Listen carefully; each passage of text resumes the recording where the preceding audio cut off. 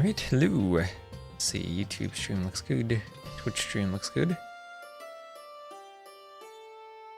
And I don't know if these are recs or live or what they're gonna be.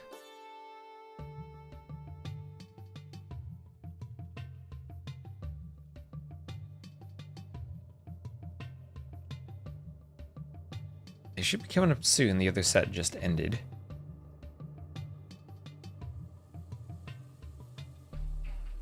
Oh, these are going to be live. These are going to be live. Nice, nice, nice. I know that Fire had internet problems the other day. And they've rescheduled a couple of times. All to get to this point here.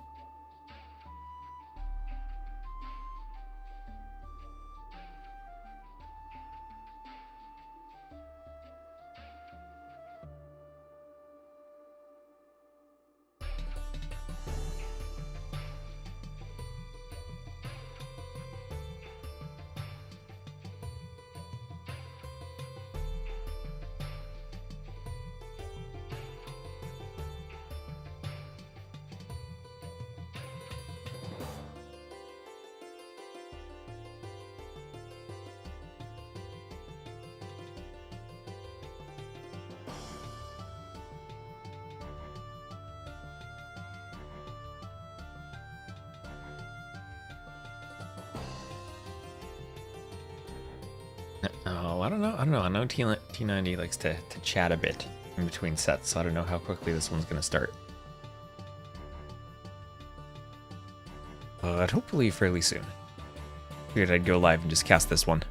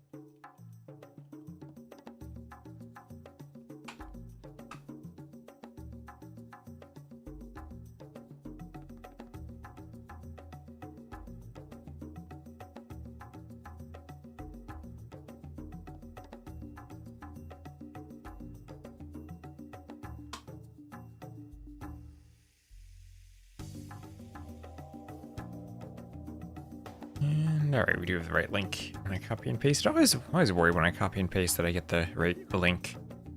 But we did all good.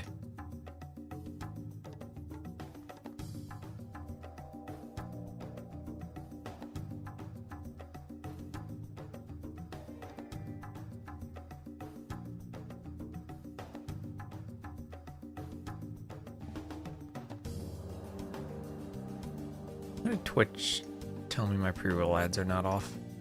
Should be.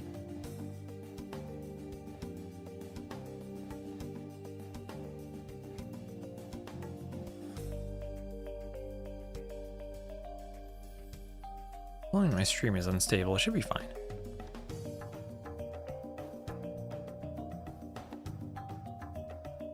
Let me type something and see if that's... Okay, looks like it's working. I was worried Twitch would be down for some reason. This might be the reason I do all my stuff in Firefox instead of Chrome, because Chrome seems like it doesn't work on this menu. Oh yeah, Firefox is working, Chrome just... Yeah, this menu's just broken on Chrome. Swap browsers. That's always silly.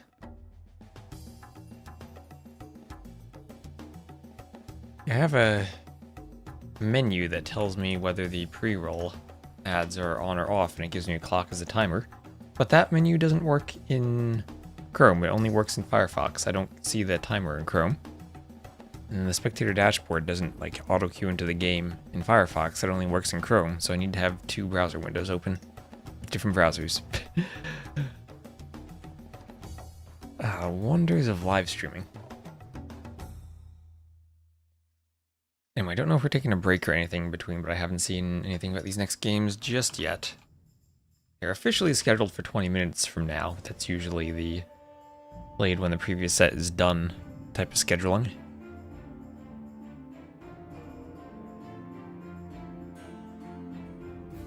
Just T90's on his BRB screen.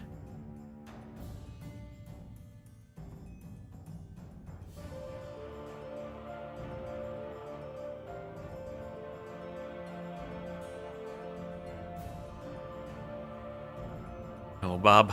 Hello, World Builder.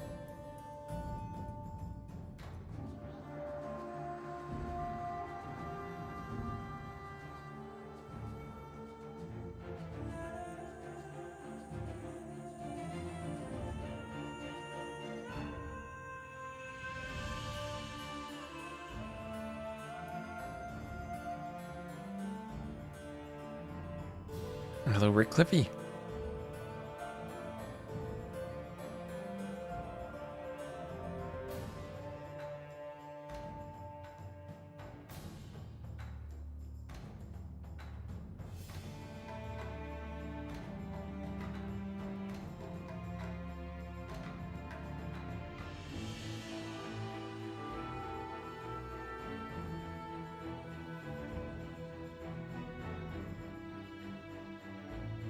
I'm still, I don't understand the seal meme. I don't understand why T90 has a seal on his stream.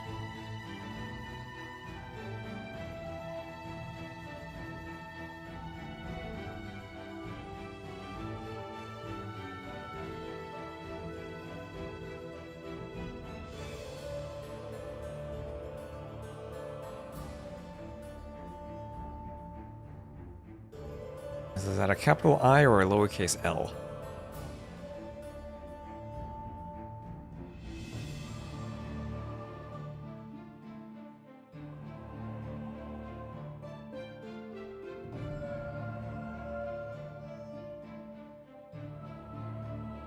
Hello, Vanilla Donut.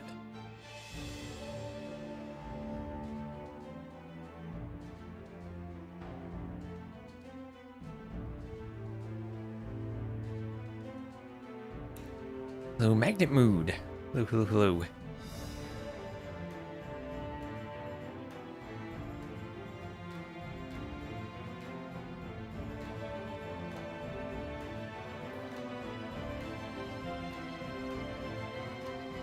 One thing channel points are good for is to let you unlock a sub-only emote when it's the appropriate time to spam it. You could also just sub for that. That would accomplish it too.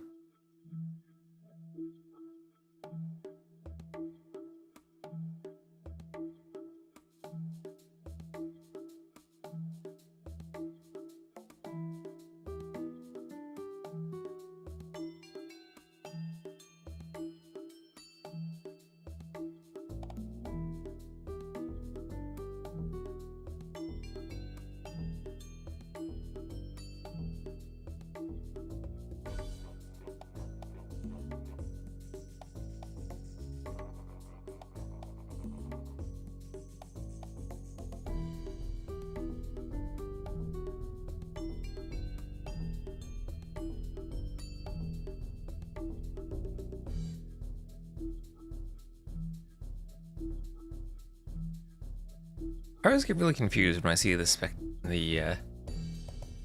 called, the Captain's Mode website, and it has these AoE4 drafts. I don't know who these people are. I see them drafting. I think there's some AoE4 thing going on because I see the stream recommended to me from the people who stream AoE4.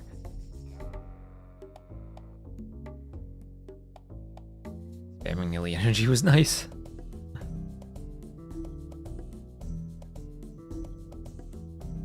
Need the energy to power the Twitch chat.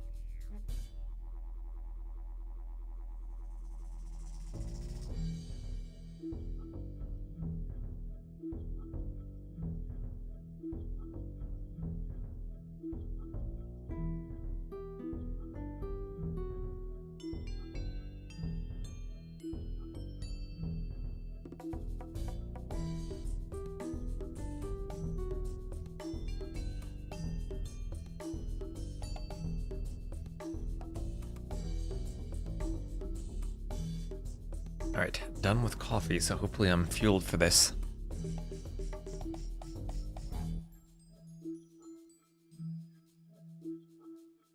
We'll see if I'm feeling good at the end. I might do some Stronghold Frenzy.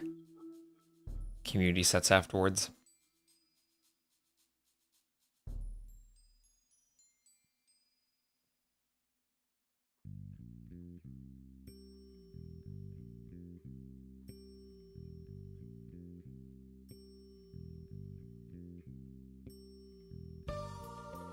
No, not. Not that. Taken just a black coffee. A very simple coffee drip machine.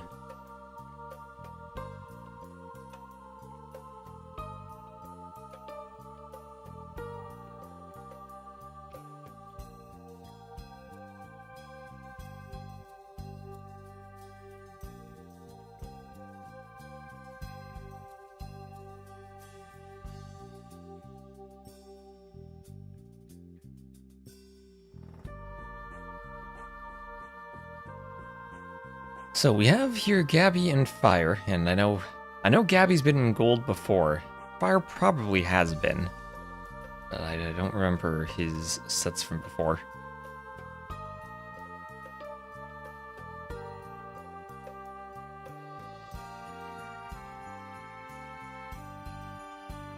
Hey, Wise Turtle tagging me, you've...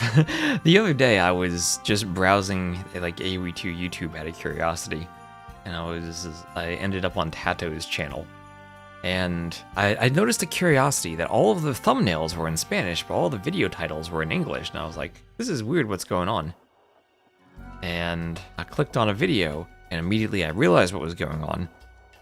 Is the video titles were auto-translated, and the video audio was auto-dubbed. So there was an automatic AI voice over Tato's video, and it was so weird.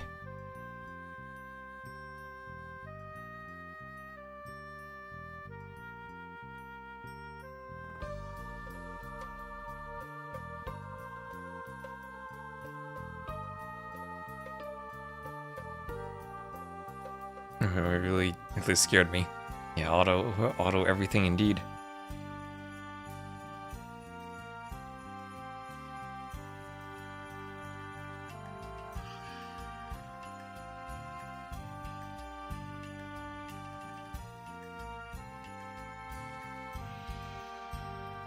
Oh, Gabi's in a lobby.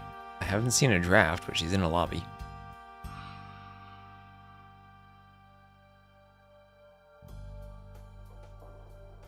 Oh, there we go, there's a draft.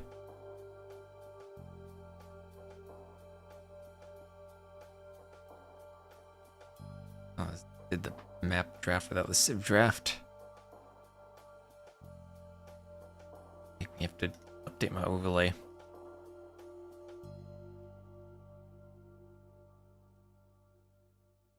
There we go. Alright, so Gabi picks Evacuation, bans Pacific Islands, Fire bans Cross. That's what you'd expect. Cross is Gabi's favorite map. Did I ever listen to my own AI dubbed videos? I didn't. I guess I could listen to the German dubbing of my videos. I have, like, whenever I write... Occasionally I'll actually go down when I do a very edited video and I'll edit the auto-generated captions to have actual English captions on them. And I use the auto-generated captions and then edit them instead of just doing everything myself, because that way all the timings are mostly right.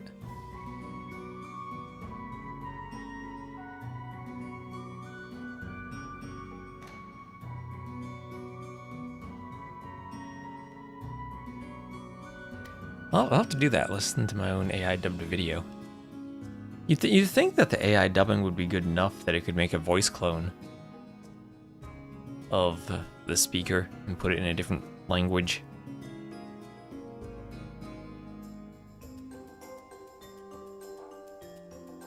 I would assume if Google put their minds to something, they could come up with a better voice cloning than 7 Labs.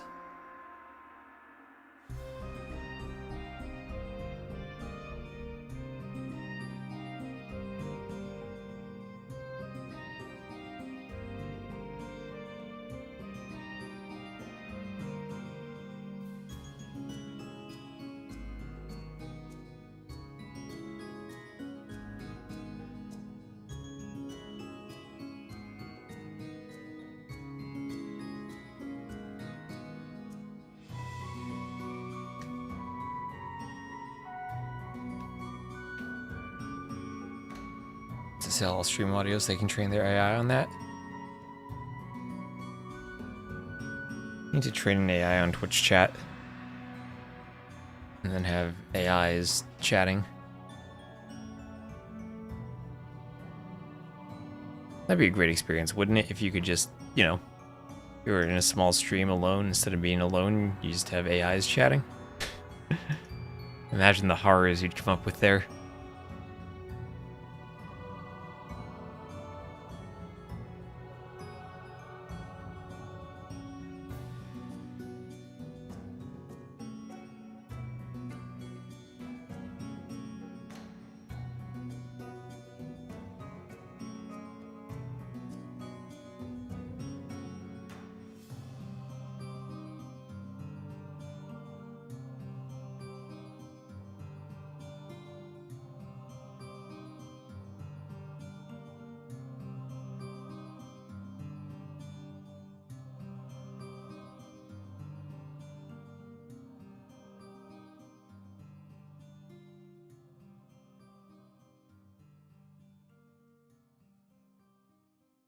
Okay, still don't have civs. I'm really looking over their map picks. So I think Kai World on YouTube wanted Shoals. Shoals will be the first map. And Evacuation Necropolis for Gabi, Jungle Swamp, and Kilimanjaro for Fire.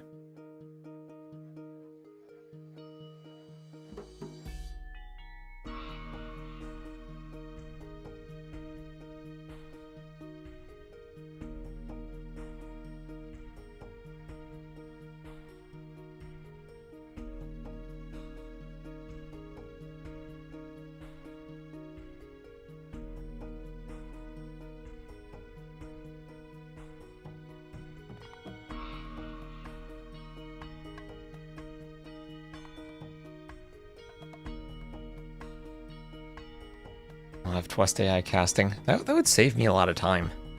If I could have an AI cast. I mean, we've had that in sports games since before AIs, right? You have like your announcer that reacts to what's going on in the sports game. Like if you played like NBA 2K or Madden. Or presumably FIFA. I've never actually seen FIFA. But presumably the same thing.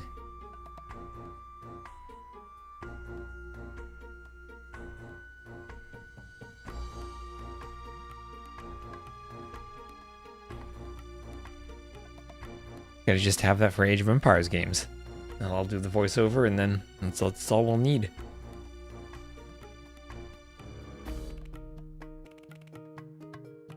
Imagine how much time I'd save.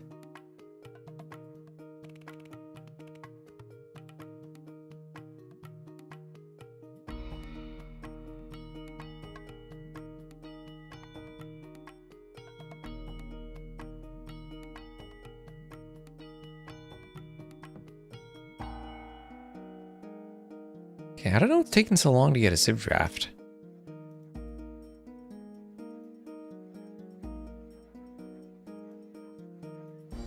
We're still waiting for them to host it.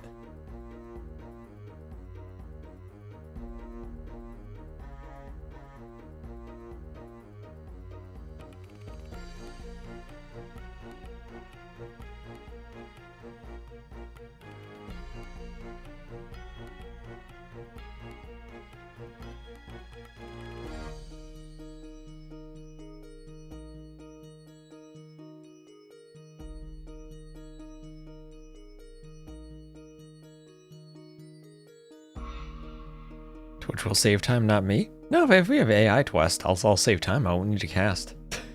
Just have AI Twist cast.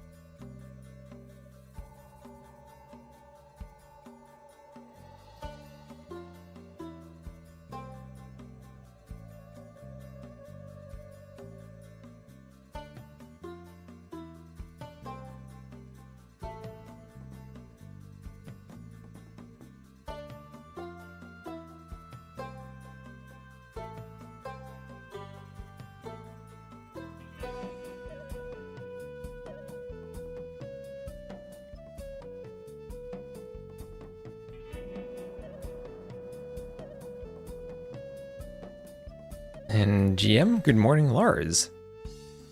Relaxing music.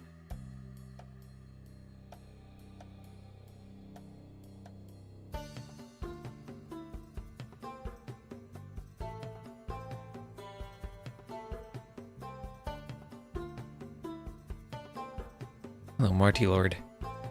Binoculars? What does binoculars mean?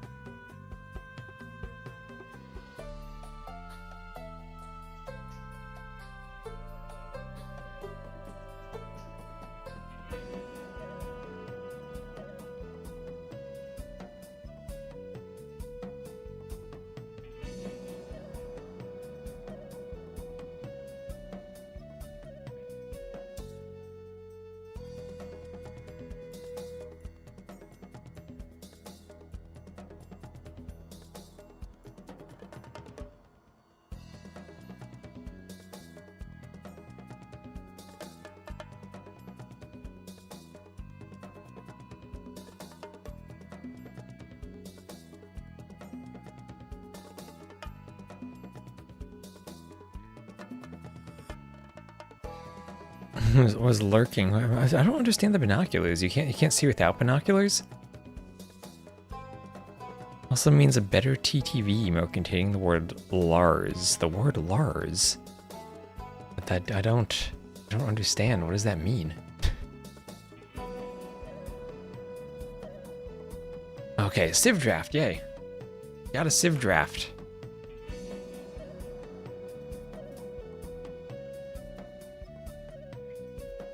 Finally, there we go.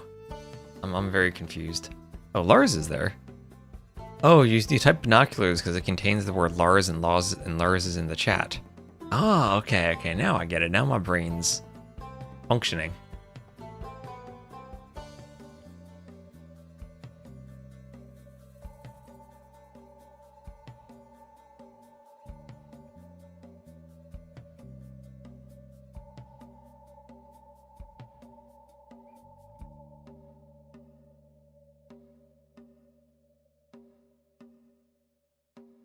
Good when your brain functions. The coffee needs to kick in still. Coffee definitely needs to kick in still.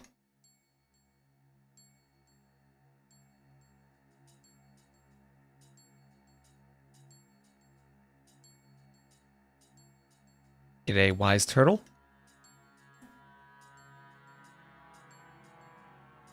Hope the seas are giving smooth sailing to the wise turtle ship. Because Lars good morning adjust means seeing / zooming in and a Lars reference. I still don't know what Lars is. Got all caffeine 4 weeks ago. I need the caffeine to help me cast. It is a necessity. Alright, so we're picking civs. Look at those hybrid civs. Persians, Armenians, Malay, Italians, Portuguese.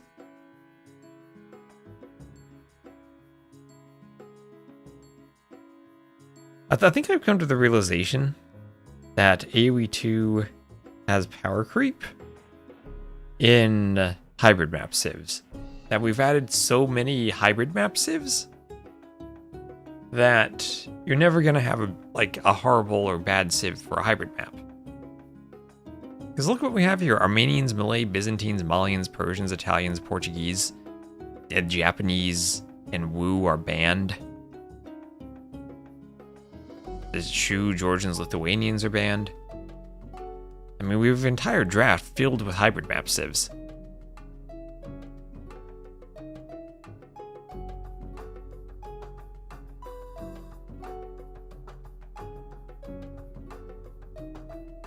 Caffeine was in the expensive form of Monster energy drinks. I don't drink energy drinks. I'm afraid of getting headaches from them. I can go for my good old black coffee. And I have a coffee mug. That's it for me. Just standard coffee. I'm on the 2 cups a day. I've heard some people are trying to get Monster to sponsor an AoE2 event.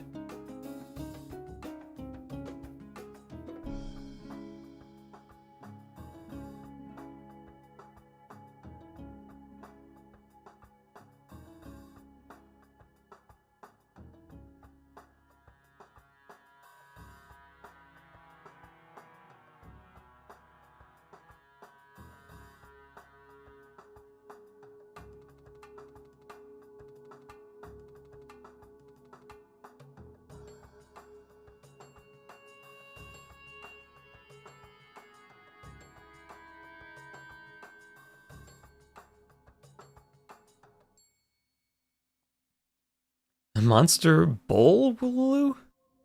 Oh, you know what? You know what that reminds me of?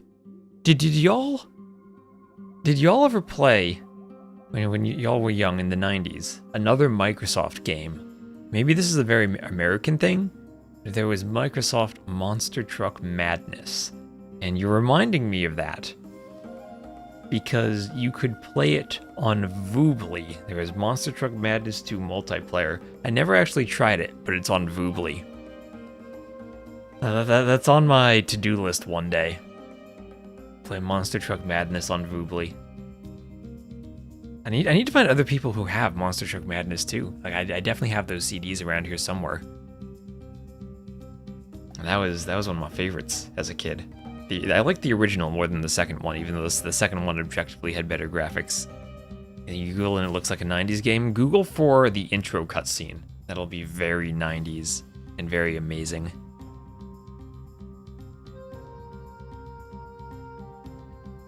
Alright, Gabi's in a lobby. Our base is in a lobby. And we're just waiting for Fire to join the lobby. Oh, the lobby's gone. It's disappeared on us. Alright, well, while we've been waiting for a bit, I'm just going to do an ad on Twitch to get that out of the way.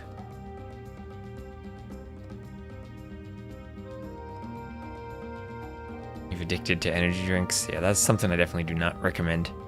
You be careful. It's not like they're the worst thing to be addicted to, but still, it's, yeah, you gotta be careful with it.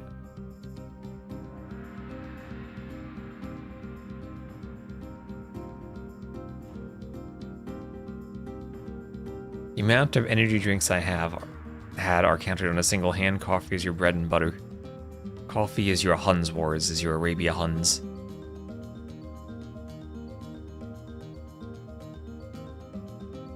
Hello, Alancitas? Alright, so thank you all for tuning in. Probably just gonna cast this one set today because I'm extra interested and hyped for this set.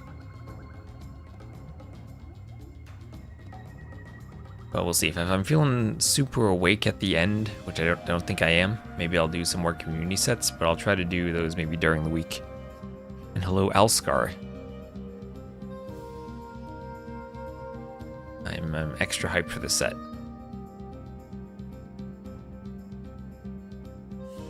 Let's see. Okay, Gabi's hosting again. Oh, there we are. Oh, some random joined. There's Gabi, Arbase, Fire, and some random in the lobby. Hopefully that random doesn't bug the lobby. How was the rest? It was nice. Got a bit of work done this morning. I have a lot more of that to do during the week. How you doing, Jacob? I have some modding and map scripting I'd really like to get a good chunk of done. Like Monday through Wednesday.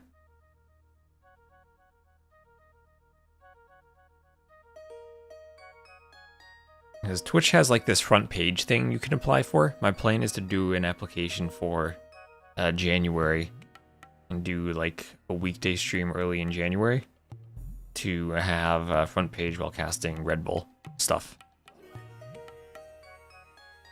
Jacob is good. Shoveled the backyard a little, but it's raining, so got back inside just in time to be here. What do you mean shoveled? As in you got some snow and you shoveled that? I thankfully haven't had to do that yet this year, but I usually do have to do it to get the car out of the parking lot.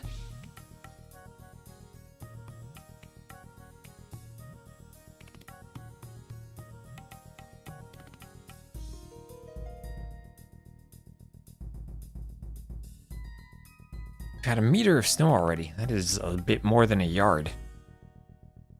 That is a bit more than a tenth of a first down.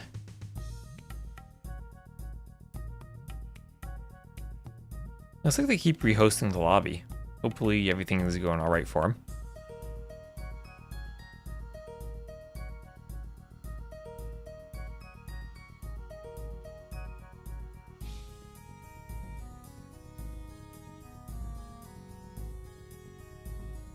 Yeah, as an American, we measure distances in first downs.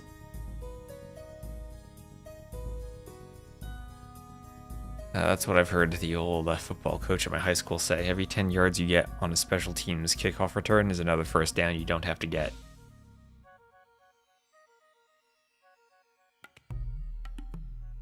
That's my advice for life.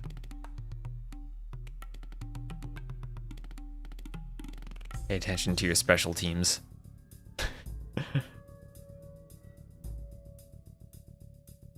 All you non-Americans don't know the joys of football. Well, it's minus 17 Celsius. That sounds cold. I do all my temperatures in Fahrenheit. And y'all can talk about the metric system all you want. Fahrenheit is much, much better than Celsius for temperatures. Like, it's not even close. Like, why would you measure temperatures for a day in a reasonable range of like minus 10 to 35? Like just no. If you give me a 0 to 100 scale, that covers most instances. from really cold to really hot.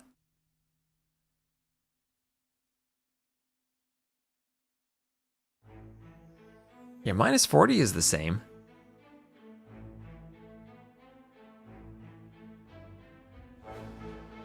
Like, you have a problem with month, day, year as a date format? Okay, I'll let you have that problem.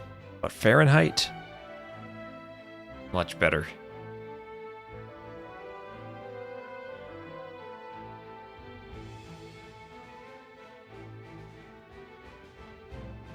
So Shoals will be our first map. And, well, I mean, if Gabi uses Celts on any of the maps, I will be impressed. 0 equal water freezing. See, the problem is water freezing isn't really, like, even all that cold to humans.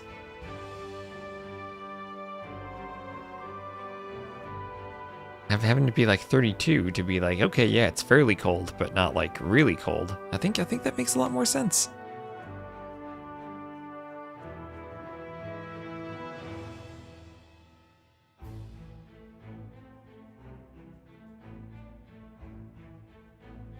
Alright, we're loading in.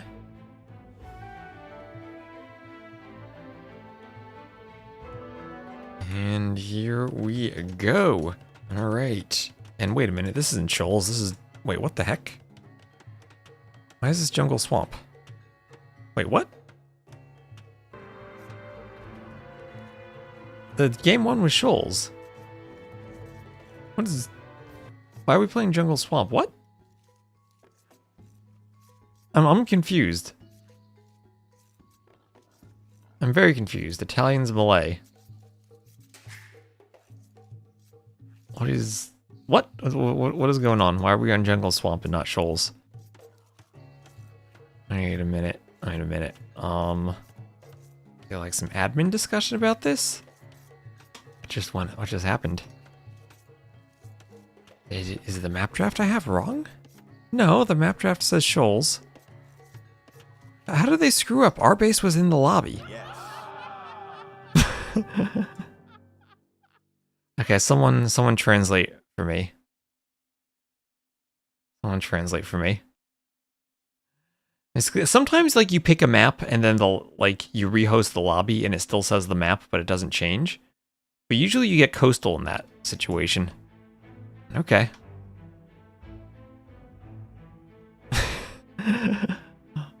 One more time. One more time, chat. We're almost there. Now they have Shoals selected.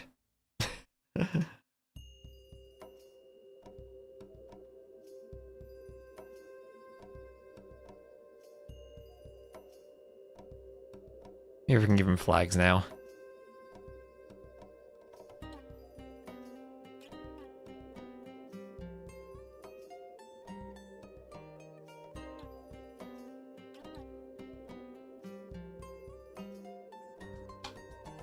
Okay, I'll add their flags and their elos. Let's see, in terms of elo, Fire's 2531, Gabi's 2470 right now.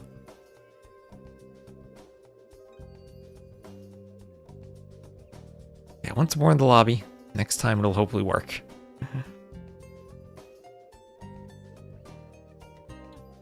What's it based on? Honestly, I have no idea. All I know is that it makes sense. From 0 to cold to 100 to warm.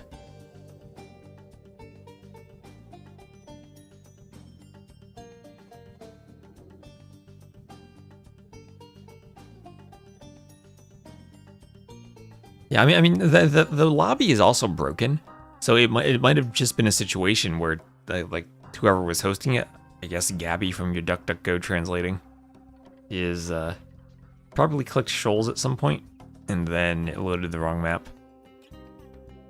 That can definitely happen.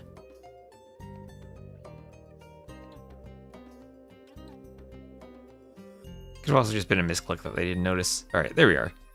Once again, Armenians for Gabi, and Italians for fire. So potentially a fortified church rush from Gabi. Those things are pretty darn strong.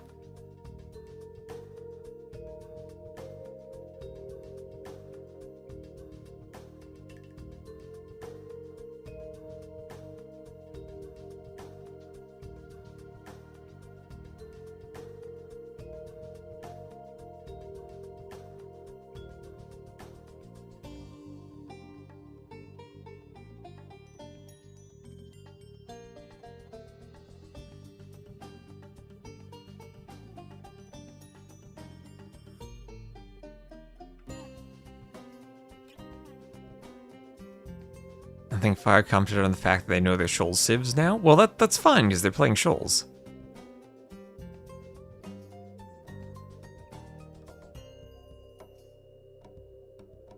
Based on a 0 point of a saltwater and ice mixture and a high point of normal human body temperature. Wouldn't that be 98.6 degrees then? Of a normal human body temperature?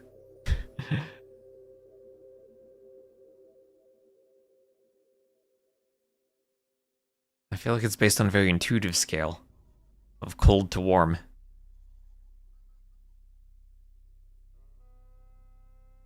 Yes, but he got both measurements wrong.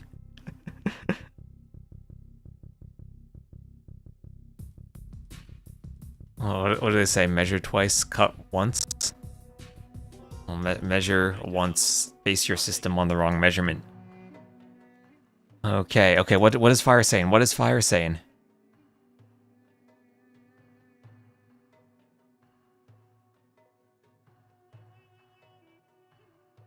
What is he saying?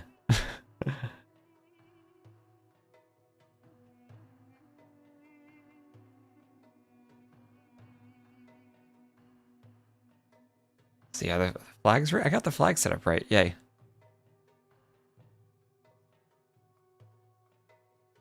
What is he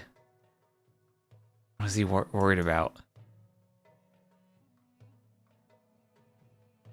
Okay, there's more in game to translate, chat. Okay, what is going on? Oh gosh, there's a lot. Does this menu show more? Wait. This menu might make it worse. Something about the civs.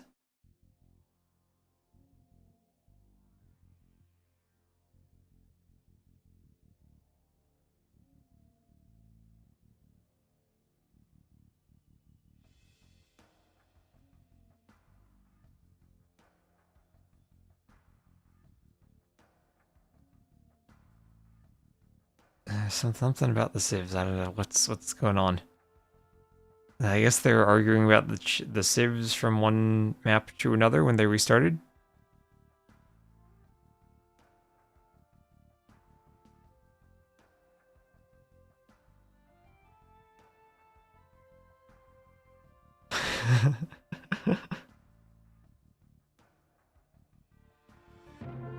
Okay, the game is over.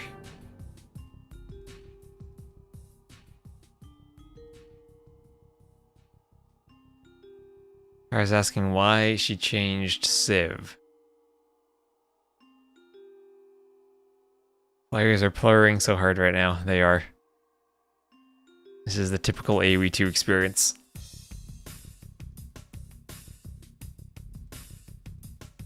Our base is gonna have a day today.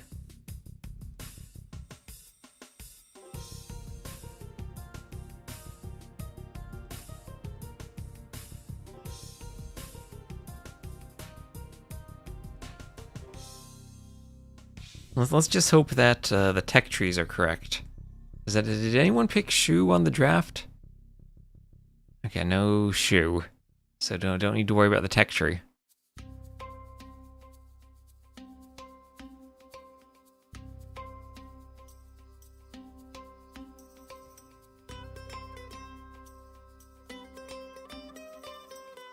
So you see what we really need in DE is the tournament lobby system where an admin can set up the lobby and pick the settings, or like we have presets for drafts, pick a preset of settings for the tournaments, and then everything just gets automated so that players literally cannot pick a wrong setting.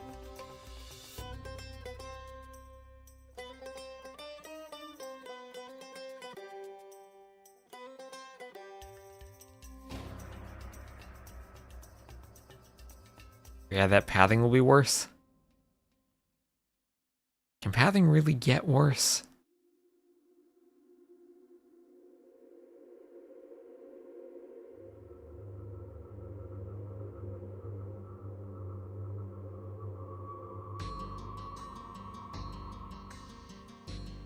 Now that's a bold claim.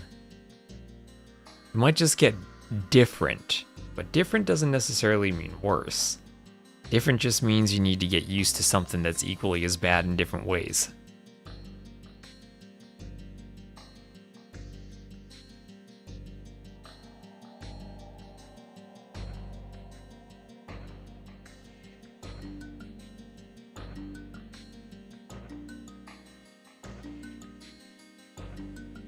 Yeah, they're still in the lobby. So we're gonna try this one more time.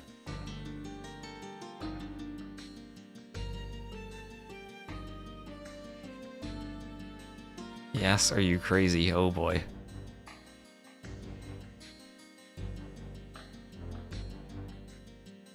Our base must be having fun.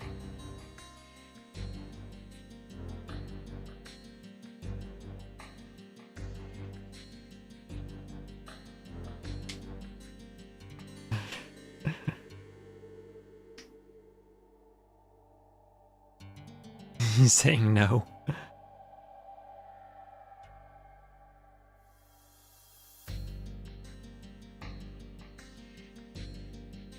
I know, our base right now.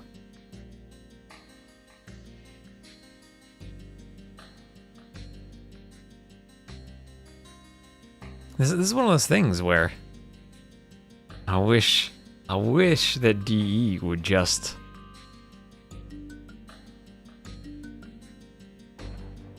let our base pick the settings for them. Will this ever start? This is fast for AoE 2, let's be honest. What is going on? First they picked the wrong map, and then they went to change to the other map, but then one of the players swapped their civs.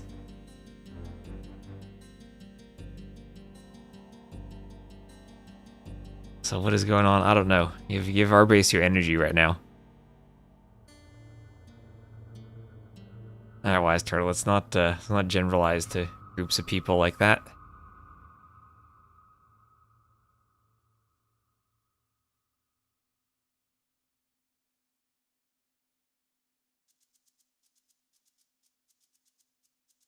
Well, let's not have that type of joke.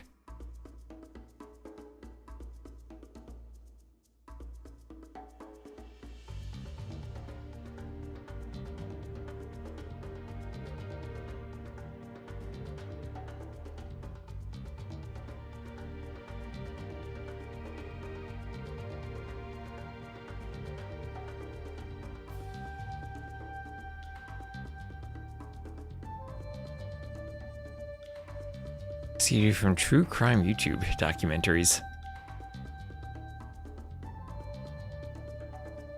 The true crime was the admin decisions we made along the way.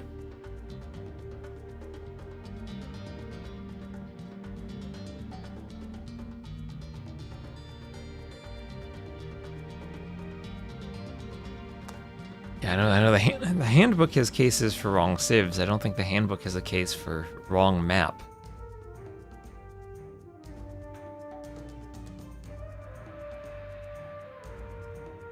handbook says all players are equally responsible for ensuring the settings are right.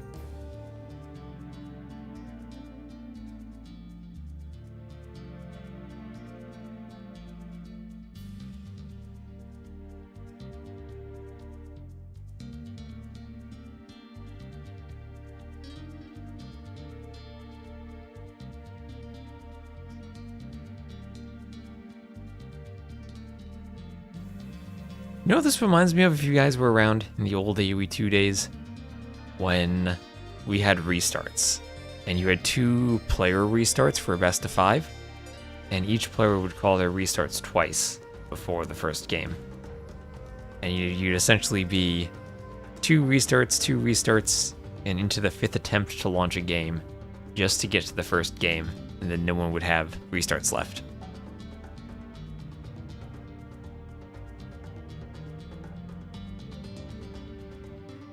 All players are equally responsible, so they should both just get 1 loss and the whole thing will be turned into a best of 3. Don't think that's how it works.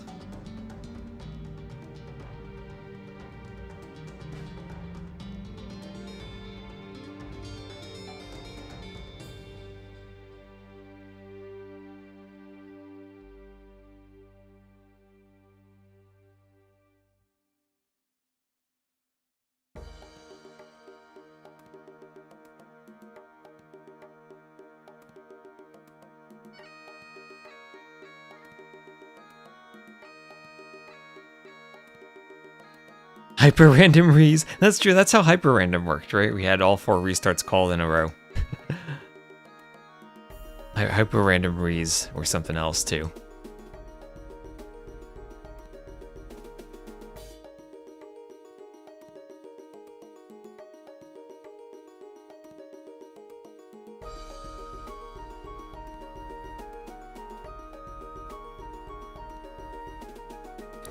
There's Nilly to sort this out. Nilly streamed earlier today. I saw him streaming. I woke up early. Opened up Twitch and saw Nilly was streaming.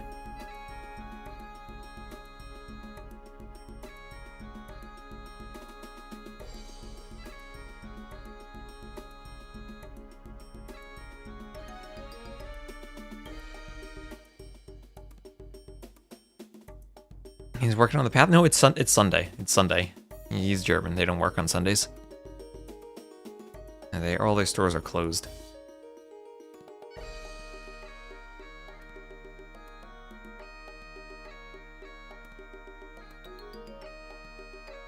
Yeah, for hyper random, it's like once a player realized they could read, the other player was like, "Oh, that's a great idea. I should try it immediately." Yeah, it's just like neurons activated. Time to restart everything. Okay, we are launching. Oh, it failed to download match content. Thanks, DE. Okay, I need like a failed to download match content emote. But I don't know if that would work because y'all don't see it. But okay, we're gonna have Gabi as the Armenians and Fire as the Italians on Shoals, launching after the spec delay. And hopefully this one is correct. Hopefully Arbase can count to 6 for the deer.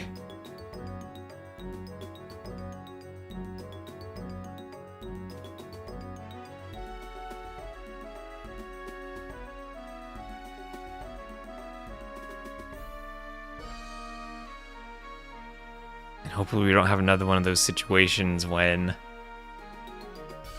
JBR comes to chat and the map's paused and I find out it was because he thought there were only 4 relics, when indeed there were 5 relics. Perfectly balanced on Rocky Forest.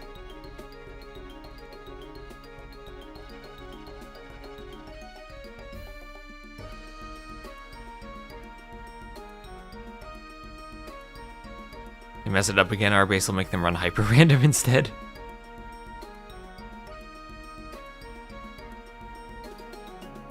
Alright. Here we are, Shoals. Count for our base. 6 deer and 6 deer, so hopefully we're all good. We'll have Gabi as the blue Armenians to the south, Fire as the red Italians to the north, and everything is getting started. And we'll have the deer pushed in.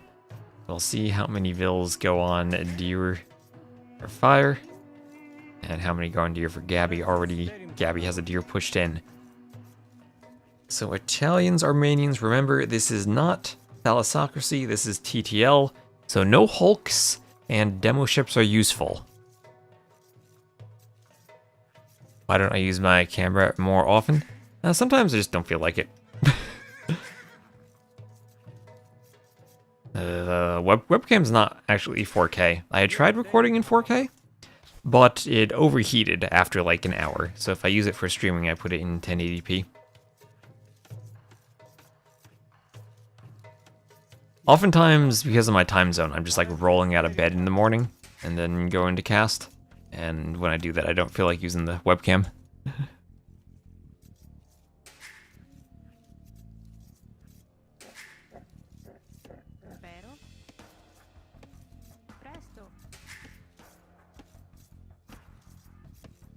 I mostly use it when I'm feeling like really awake. And today I'm still feeling kind of tired. I don't want to be like falling asleep halfway through a set.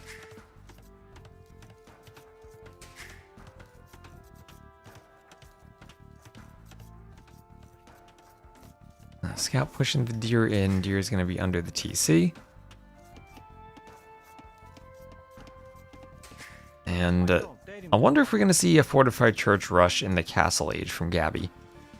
Gabi is a very aggressive player. Forgetting about her rhino as she's pushing the deer.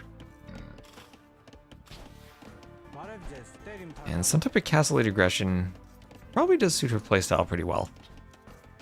I am East Coast US.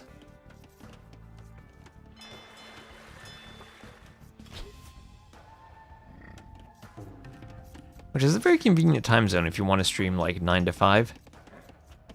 But I'm also naturally a night owl.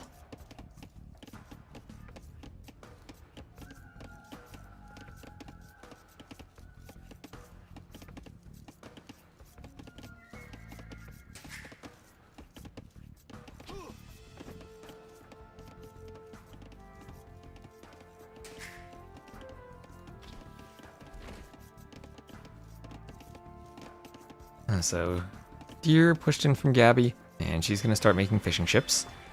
I've seen different approaches on this map. If there's a civ that wants to fast castle, the Italians usually are it, to go fast castle into fires. But I have seen players, I think, make adjustments to that, and be pretty good at going galleys to fight off the fast castle. So different dock positionings here. Fire immediately going for the dock under the sea tower. And Gabi going for a dock on another fish. So if you do your second dock by the sea tower, then you actually have the rather nice option of taking the fish later and using the sea tower to protect you while you're advancing to the castle age. So this could actually be a fast castle from her if she thinks about the second dock over here. It was maybe 4 fishing ships and keeps them working with the sea tower. Of course, on the sides, that's where all the gold and stones are. So you often see castle drops here with fast imp times for Trebors. There are also 7 relics on the map. They should be fairly evenly balanced, 1 in the middle and 3 on each side. So 1, 2, 3, maybe slightly favoring fire there. Then I'd say 1, 2, 3, maybe slightly favoring Gabi on this side. She's going to push in that deer, and you also could see the map has some far deer on it sometimes. Yeah, so Gabi, if she scouts, might want to push those deer in too, and she has scouted them.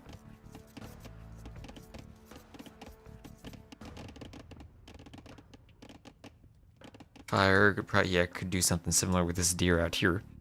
But his scout is actually going forward. He's going forward. And Gabi heading to the south. Is she heading down towards those deer? She might be. Where is that scout going? Or nope, just looping around. Not sure what it's doing there, but it is looping around.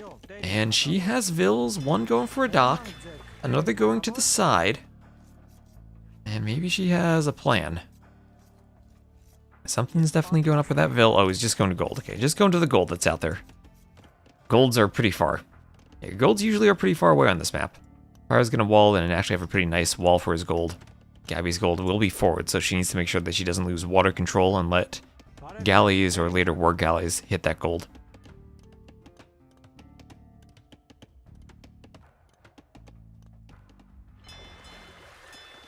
There's the dock. Let's see, fire will be up a bit faster.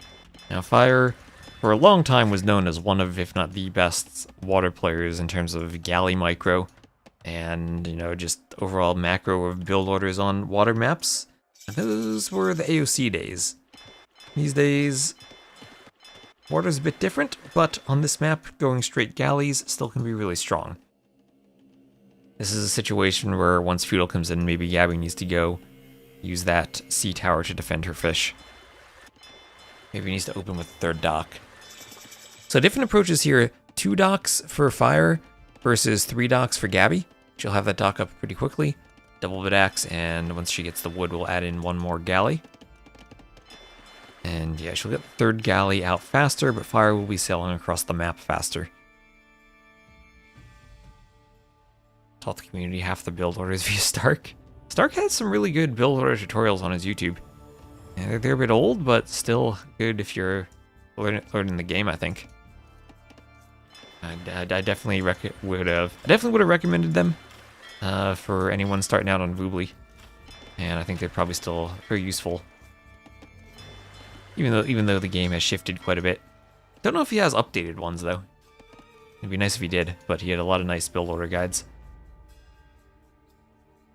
And one thing that's very build order dependent is galley micro, and we see fletching already on the way from fire. That cheaper age of the Italians definitely paying off for him to get the numbers out quickly. But only on 2 docks, and if Gabi can sustain 3 dock production, make sure she doesn't get housed. It'll be easier for her to amass numbers in the long run.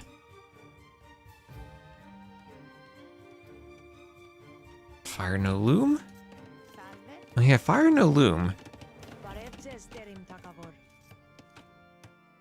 Gabi does have loom. Let's see, 5 versus 6 galleys. Gabi looking to poke, but the fire tower's there. I mean, the the fire tower, the sea tower is there. Fire's sea tower. That's what I meant. Man, those nightmares I have from Tariq 1 still get to me. Ooh, nice snipe on the fishing ship.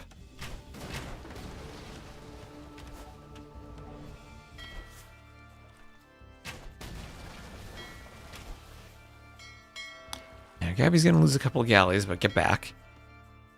Just worried about sniping that fish.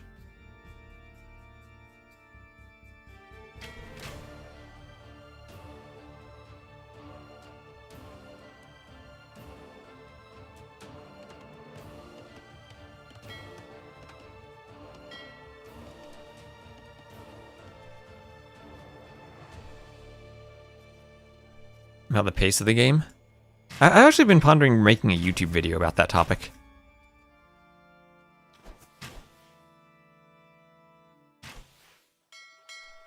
I think that's kind of like adding quality of life features doesn't necessarily make the game easier. It can actually make it harder in some ways.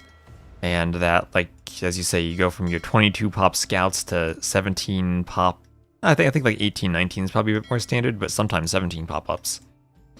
And you're right. I think you are punished a lot more for mistakes in the build order or any small inefficiencies. There's less room for recovery.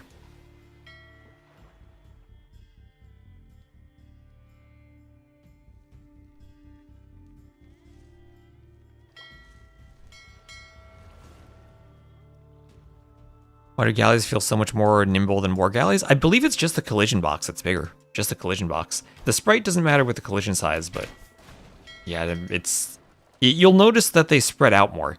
If you have a formation in galleys, you upgrade them and then move them, they spread out more when they become war galleys. So galley micro dance here. Gabi has the numbers. Fire clicking up first. And if she realizes he's up, oh, look at that fire hiding behind the rock. Hiding behind the rock. Dave would love it. Keeping the fishing ship safe.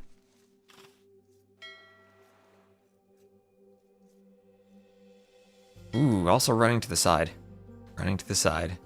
Oh, and Adam. Hello, Adam. And fire coming forward. And he's looking to snipe off fishing ships. So yeah, this is the type of thing that you wouldn't be able to do in the new balance patch in Thalassocracy because Gabi would hide the fishing ships in her dock. And now Fire made the decision he's up first. He's going to dive the fish because he's down in numbers. And maybe try to do a fire ship transition in the next stage, but he's going to lose all of his galleys.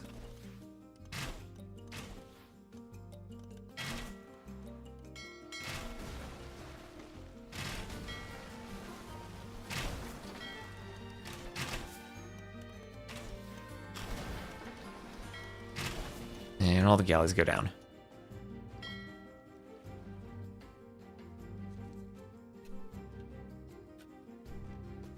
Up to castle and still no loom. Still no loom for Fire, but no land pressure. And by the looks of it, I don't see a Vil forward for Gabi. And yeah, this is going to be a fire galleon to fire ship transition. So a bit of strategy that I think is actually eliminated by the water changes. Right, like here, both players would have had docks in their, or fishing ships in their docks. Here, the fishing ships have to stay outside and they get sniped off. So is one better than the other? I don't know, but I think I actually prefer the fishing ships needing to run and being more vulnerable.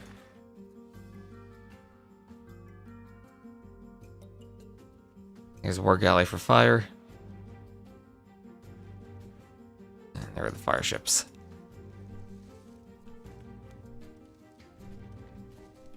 So 2 extra TCs for Fire. And Gabi did move out to take the extra deer at one point.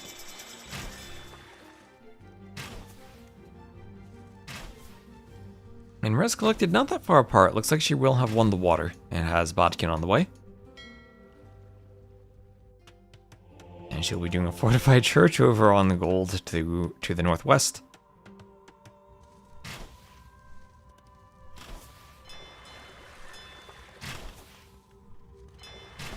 And war galley on the way for her.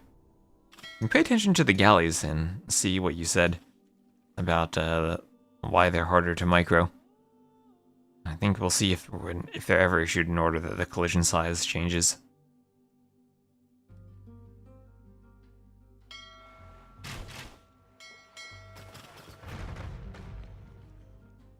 Yep, and there you see they're more spaced out in between each other. And like those ones in the back, you really do need your bodkin, otherwise they're not hitting anything.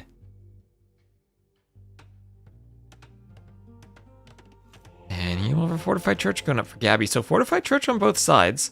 And she'll also get a TC up. And Scap Cav coming forward for Fire. So Armenians could get 8 relics. Ooh, there's a demo and a few fires. Hovering around. Realize will go for the sea tower. And okay, more demos than we've seen in Thalassocracy.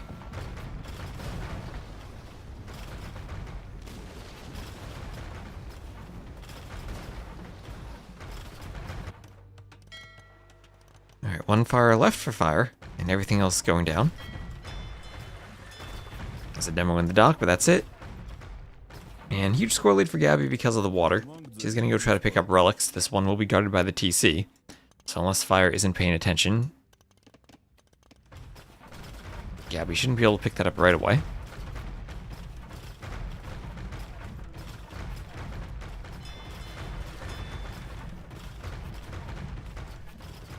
Now, will this dock make the fire ship? It's under a lot of pressure. I'll unleash the demo. Ooh, triple kill. The dock will be destroyed before the fire ship pops out. And double fortified churches over here. It is indeed a fortified church rush for Gabi.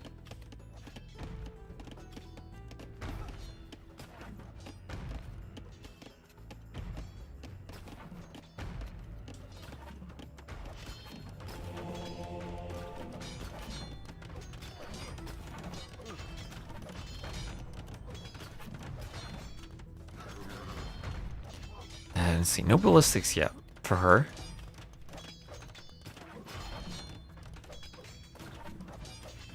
And the church is up. On the other side, 1 fire ship taking some shots from a few war galleys.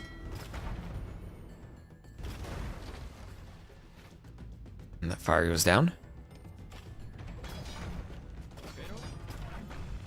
Bill goes down too. Is there loom? Okay, there is loom now. There is loom now for fire. But Gabi comes forward with more fortified churches. Yet another one. Oh, Major Blazer. And fire wants a 4th TC, as he also wants a castle. Our warrior priests over here. Fire's gonna have to wall the vills in. That's 3 warrior priests. Not really hitting the vills all that much.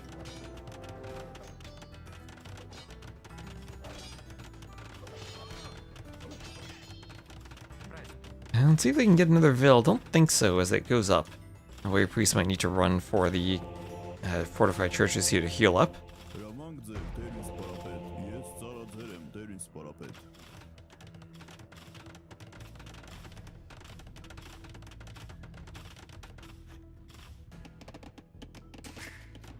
And another TC on the way for Gabi.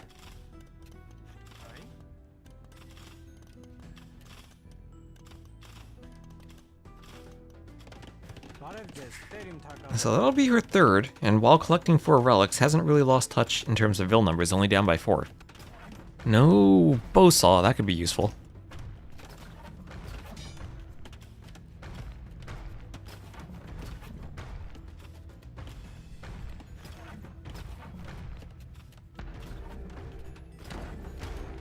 And outpost gonna go up at the front there. I love having the outpost. Oh, wait. I didn't notice because the architecture sets are the same, but that is Gabi's workshop next to the church. And she'll be besieging Fire's main TC. Fire booming away behind this, trying to move forward with Genbos and take this gold. Gabi is not walled at home, so the Genbos could get in. The scout here still alive will be able to see the lack of walling.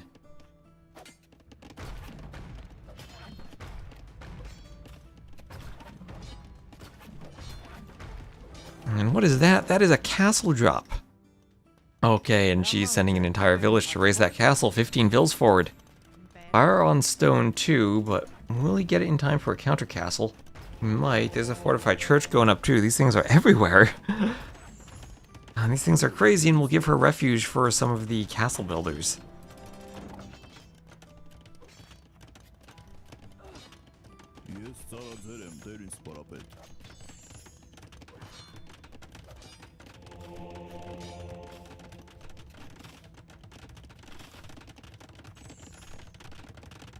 Gabi is such a impolite playstyle. He's very aggressive. I think aggressive is probably the right word.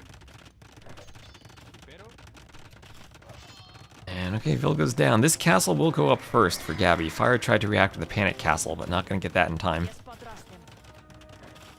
Oh, War Gallows can't quite hit the scout. No ballistics. Castle's not attacking the Vils. And these castles, 1 tile gap between them. We'll see if either player goes for petards or something from a workshop. Potentially a ram from Gabi from this side.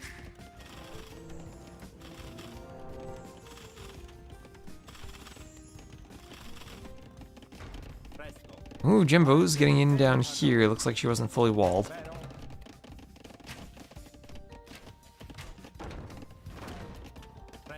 Ooh, okay, there we go.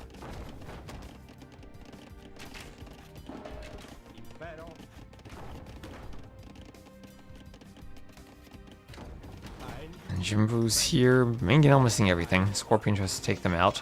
And we'll have Warrior Priest trying to stop a castle, but not going to be in time. As Fire does get a castle up on his stone, making his way towards this gold.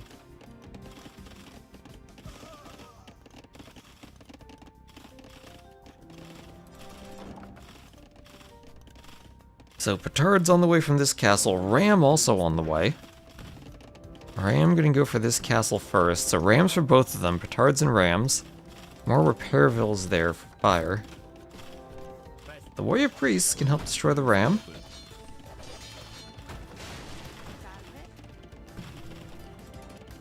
Petard.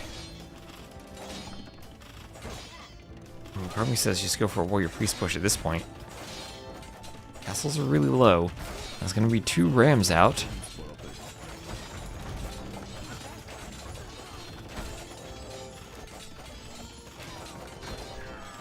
Hello, G. Grady. Right now, your Vils underneath a castle fight. Castle for Fire goes down. Can Gabi keep her castle alive? There are a few petards. No more barracks for Fire. It needs to do more mills on some... Or a house. I thought that was a mill for a second. It needs to do a house. Why doesn't need to? You have the pop space. Just press the button.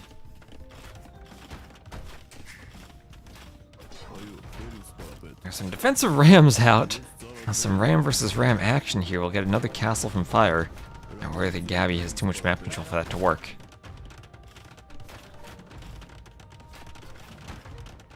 So ram versus ram, let's go. Oh, ram's harder than your ram.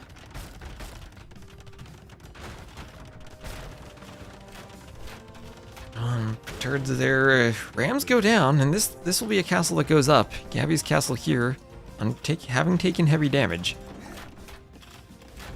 And she's up by almost 30 vills.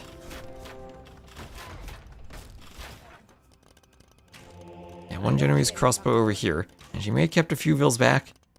That's true, she was able to keep pumping the reinforcements.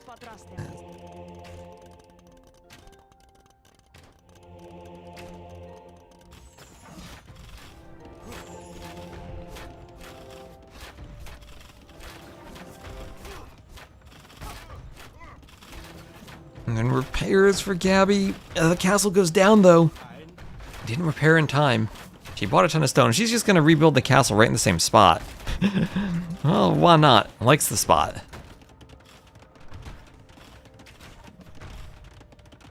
Has to be careful. Oh, is Fire gonna redo? Oh my gosh, are they gonna have another pair of castles in the same spot right again?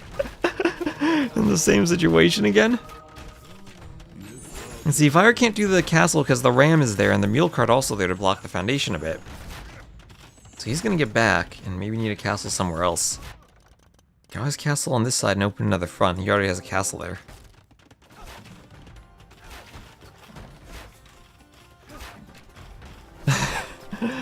Alright, and Imp clicked for Gabi. And I feel like this is just be Imp and then she'll make trebs and clear everything. On the left, there will be an attempted castle from Fire. This is where Gabi has the water control and needs to move her ships up here.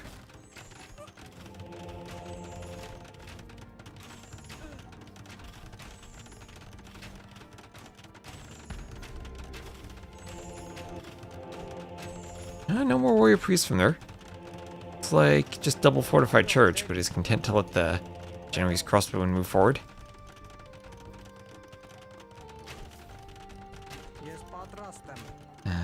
She does go for a mule cart. We'll try to warrior priest down the crossbows.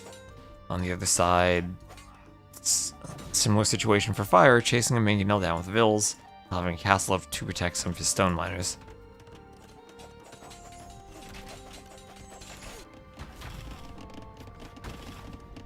And a TC goes down of Fires. And Gabi's still up to Imp safely in that back TC. Xing on the minimap here, those are some Genbos.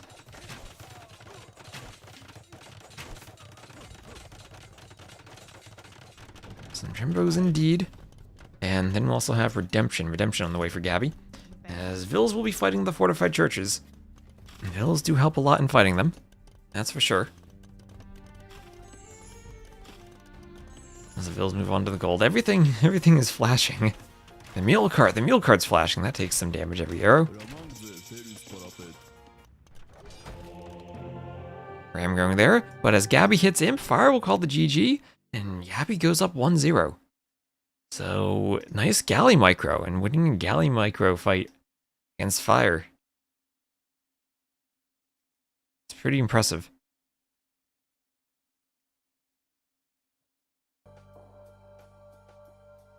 So, GG.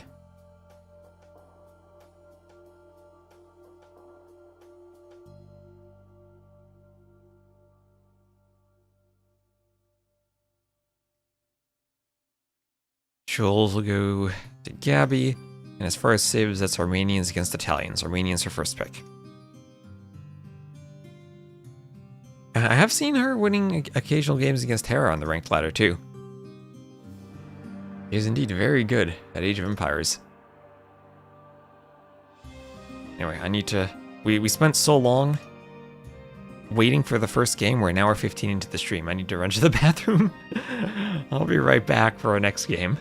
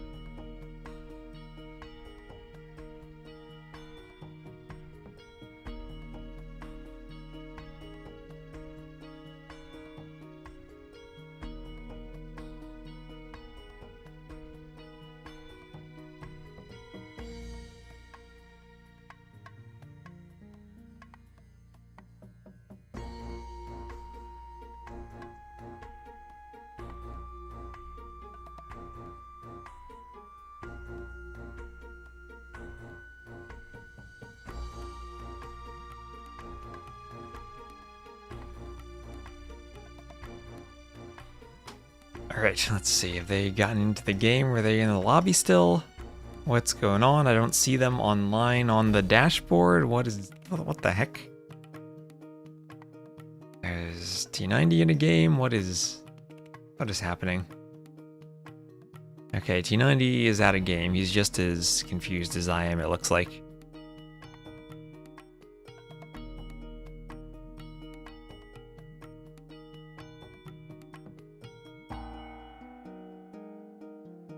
And alright, thank you, Fun Sponge. Thank you, Fun Sponge, for the follow and for using your Prime sub. Thank you very much and welcome to the stream. Apologies, you subbed as I was running to the bathroom. What did someone say? That Gabi's playstyle is like Galadriel if she had taken the One Ring.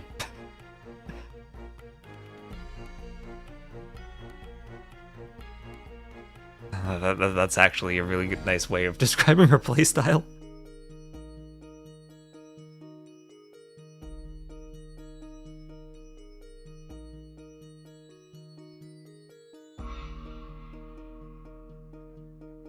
Why is fire in T90's chat? Shouldn't you, like, not do that?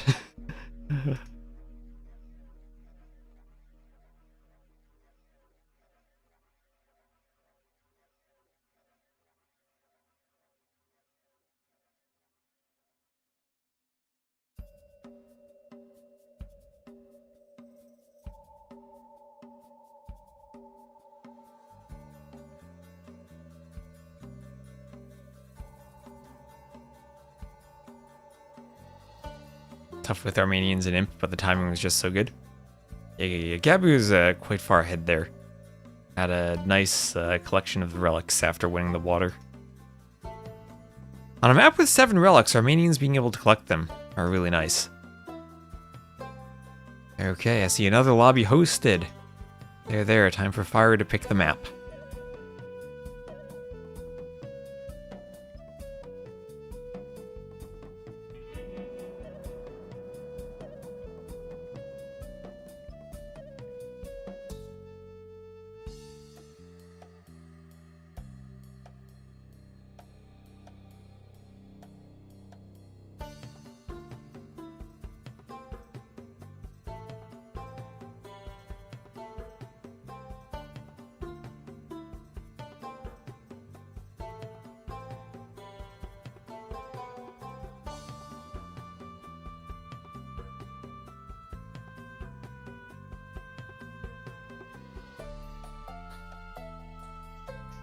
See if I can get some insight into this lobby. It'll be evacuation, it looks like. Alright, evacuation. He probably wants to go Persians on evacuation.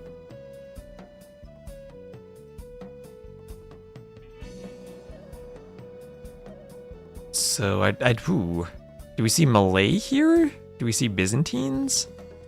Byzantines on evacuation against the Persians could be really interesting, I think. Not going to have anywhere near the eco that the Persians have, but should be good for holding to the late game and potentially winning a late game.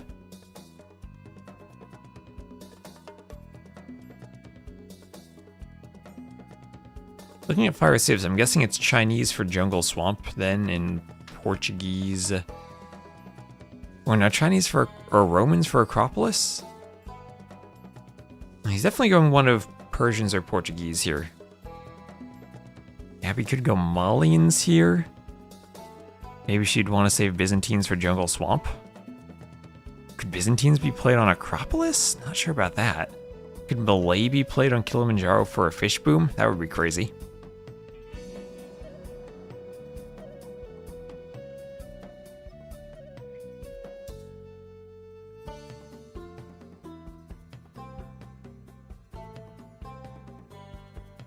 Alright, they have launched, we have a spec delay, and it's evacuation, and I am completely wrong about the civs. It is Celts for Gabi and Romans for fire. Alright, so both of them deciding they're gonna go men-at-arms civs. Well, I could not have been more wrong about that.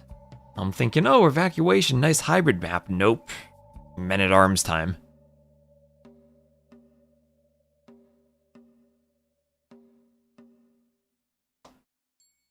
There's drama with fire? Or do you mean there's smoke with fire? We need more puns in the chat.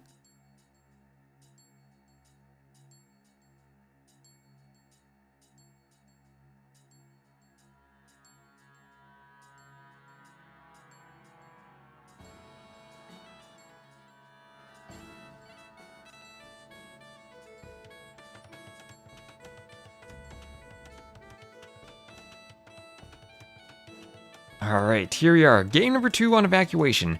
We'll have fire as the blue Romans to the northwest, and Gabi as the red Celts to the southeast. 3 relics in the cliff area in the middle of the map. Another 4 to the northeast on the mainland, 1 each by the little treasure in the mountains. Every player has a boar right across their shallows, and by the looks of it, fairly even map. Sometimes the forests can be kind of in or away. Is there a hole there? No. Okay, so big divider forest here. Kind of separates the backside into a couple of lanes.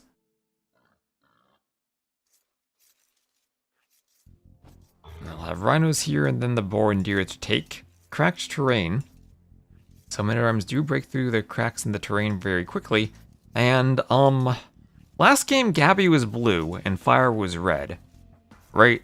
I'm right about that. Fire will be red because that makes sense. And Gabi will then be blue. And I'm going to maintain that consistently for the games and remind me to do that. Yeah. So, Gabi, just blue Celts. Fire is red Romans.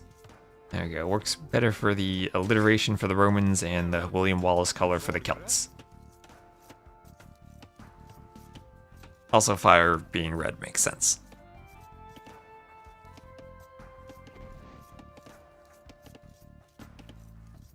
Maybe they just swapped lobby hosts.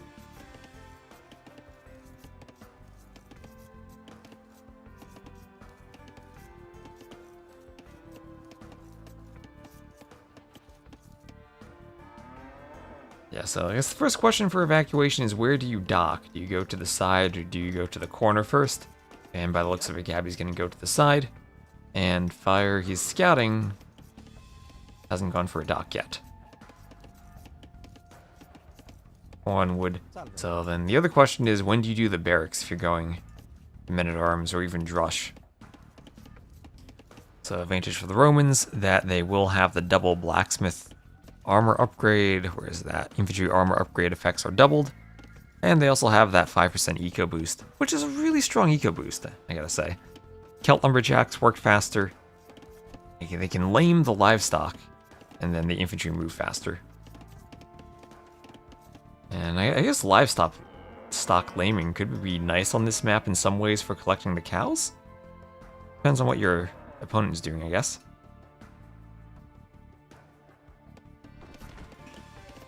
You can just run away from the fights with Celt men-at-arms, but the Romans only have better men-at-arms once they do the blacksmith and do the armor upgrade.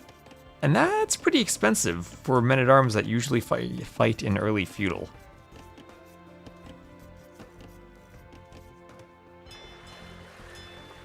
I don't know how legionaries would do against woad raiders. Usually woad raiders beat champions.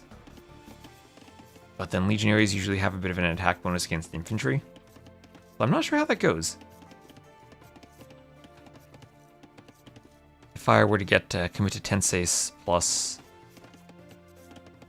legionaries for the militia line training faster and receiving a charge attack, along with knight lines and centurions. I guess the one good thing is Gabi will have Celt onagers if she wants to counter Roman scorpions.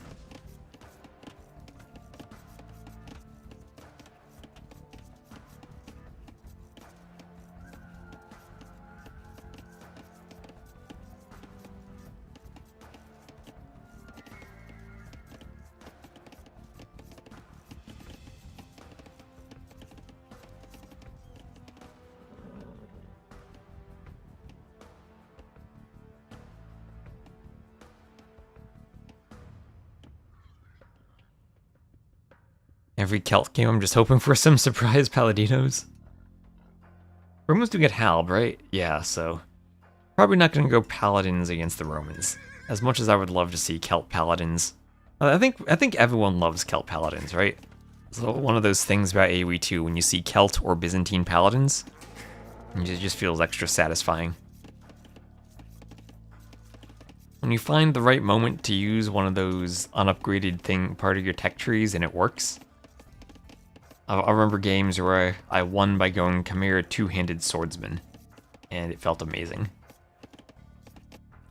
So looks like we have 2 fishing ships for Fire, 4 fishing ships for Gabi, and she's now doing a barracks. She'll be up slightly faster.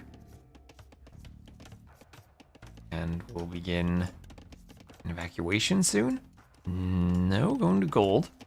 Could be long distance mining gold. Yeah, looks like this will be long distance. She seems to have a plan. Plan that involves lots of gold.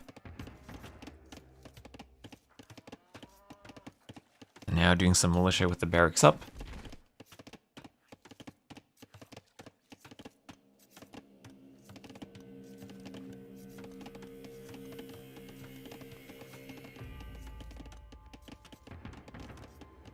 And both players going men-at-arms by the looks of it. And moving out for a lumber camp.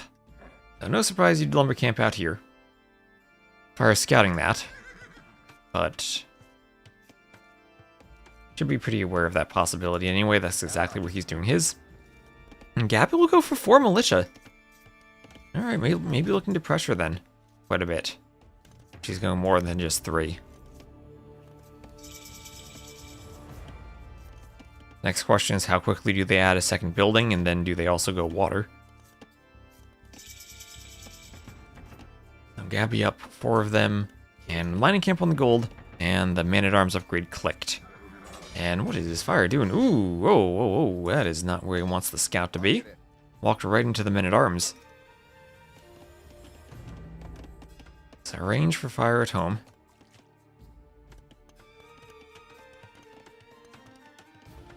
Gabi now going to go around the outside.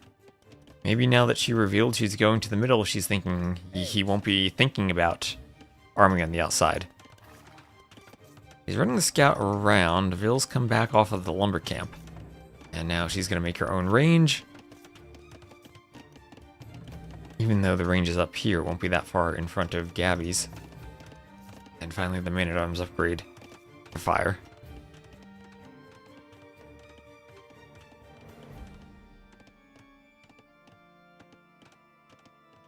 If you're watching the Pacifist series again, you caught us live. Well, hello, Diego.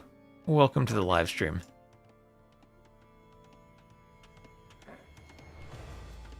A defensive tower for fire.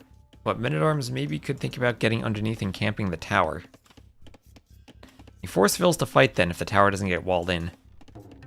And fire thinking about walling the passage.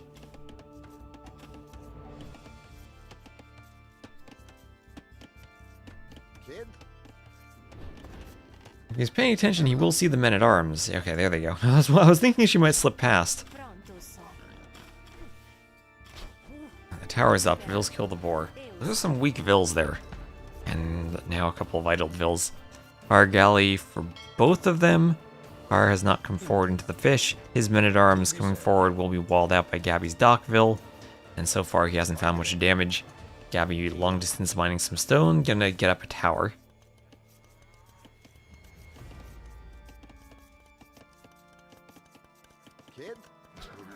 Archer trying to defend. That scout's gonna go down.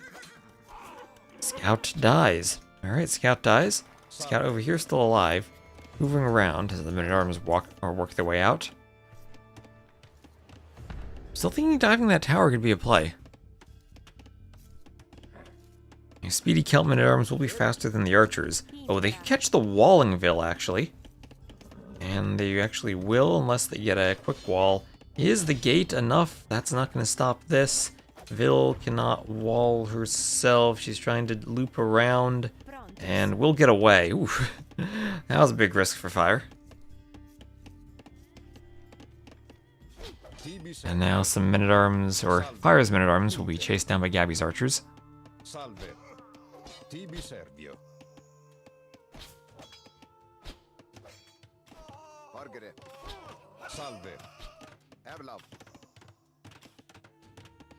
One last men-at-arms will scoot around the side. Fire galley fight on the side. Looks like Gabi's winning that in terms of HP. And she'll have fletching now. Fletching and going for a tower behind Fire's woodline, which he will not be able to see immediately.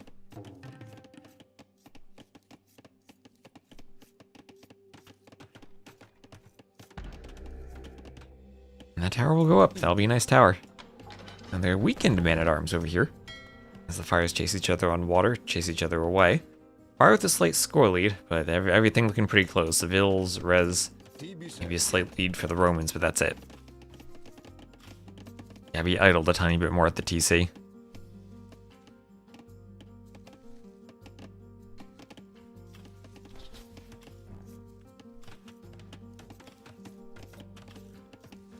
the archer armor now for her.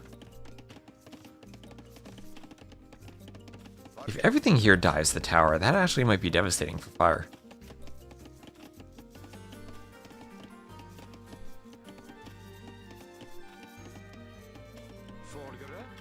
So the vills here might want to break through the gate? I don't know.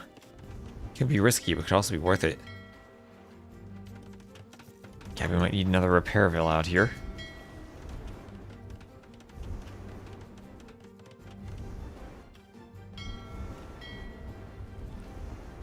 Ships go into Shorefish and we'll have Castle Age collected for fire.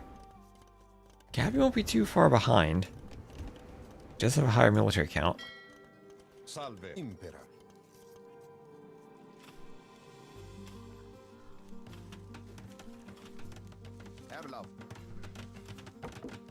And Fire will go for another lumber camp outside the range of this tower. They're bringing more archers over. Impera.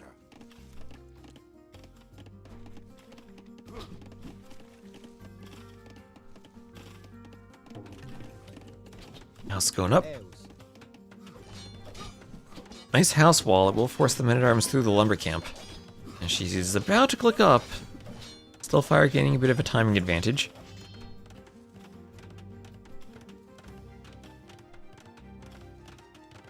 And he'll be forced to do another tower. So there's Gabi clicking up. A little over 90 seconds behind.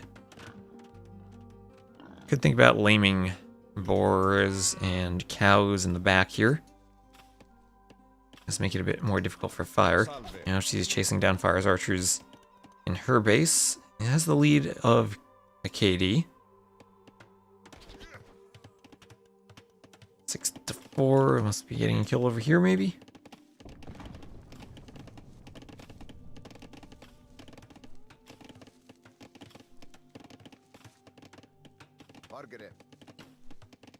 And she'll loop around outside the forest. There's Fire up to the Castle Age, but what's he gonna do now that he's there? Romans and he's doing crossbow. I don't see a stable and I don't see a workshop foundation yet. He's doing Bodkin, does have a blacksmith. Long distance mining the stone, no mining camp.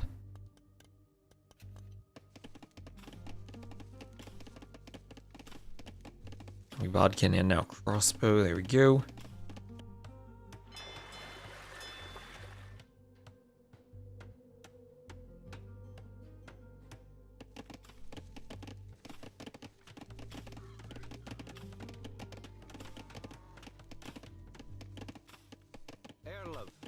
Outpost. Gotta love outposts. And also men-at-arms getting in on the gold vills here. Forcing some idling.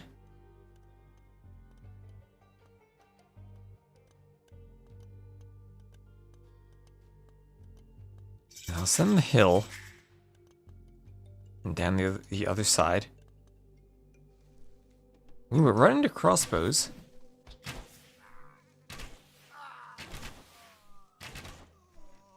And the army just standing there. Oh no, don't just stand there. Oh, that's because there's an incursion under the tower.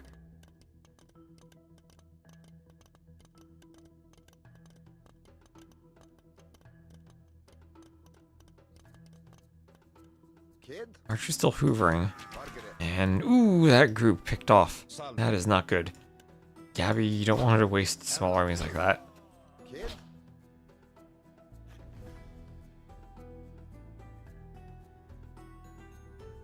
And then crossbow on the way.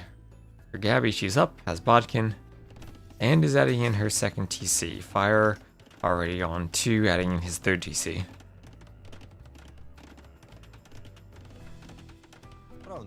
Alright, sending a village over. Wants to make sure that gets raised. We see APM. That is a pro feature, unfortunately.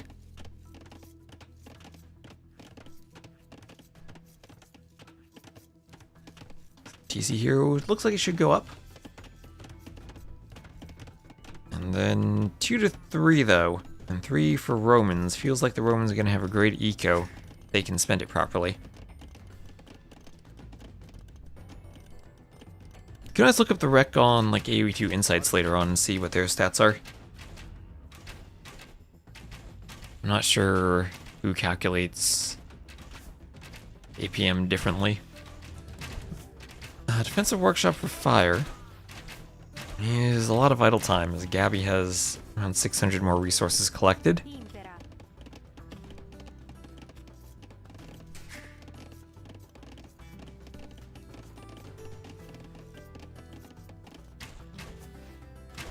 And all these farms still being idled. Gabi with her small groups of crossbows everywhere.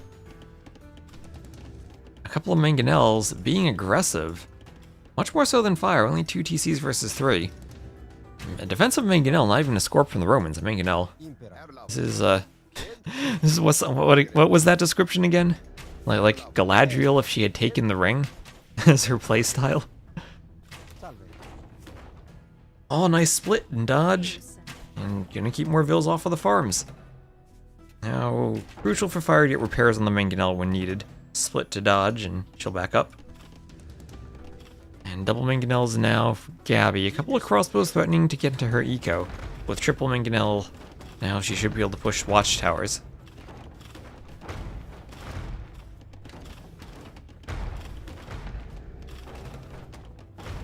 Yeah, there's one thing these players are not. Is new to the game. They're both very experienced. So there's a cav archer down here, Roman cav archer.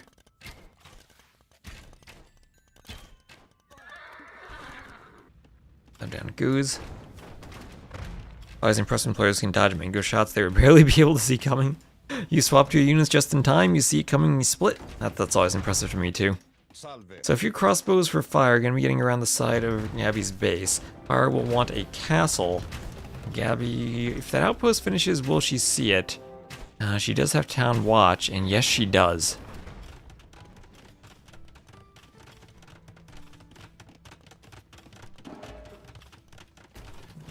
Is this a doubt castle?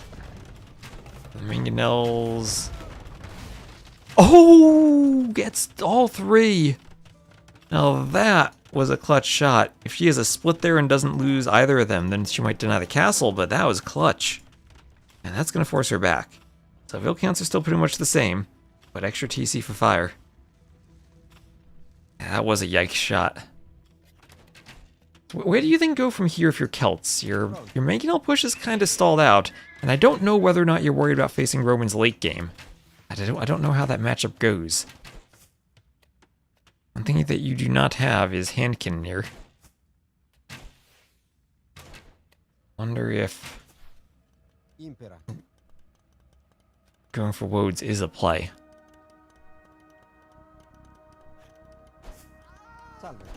Okay, here's some crossbows picking off vills. 1, 2, 3, 4, 5. 5 vills. And down here, though, crossbows, they get a couple of vills in return. 1, 2, 3 dead bodies by that gold mine. It's 11 to 4 eco KD in favor of Gabi, but those crossbows definitely did some damage there. There's wheelbarrow. Wheelbarrow. I think Celts can't finish. What if you go like Woad, Onager, Scorpion? That's very gold expensive. If you're going gold heavy, maybe not realistic.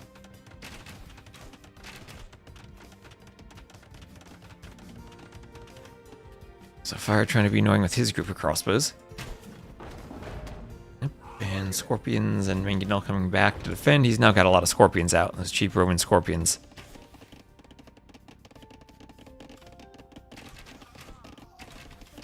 LCRRS. How did the first game go? Oh, well for Gabi. With Shoals, she kind of had a good lead after the Galley Micro that she maintained throughout the game. And hello, Boytagon.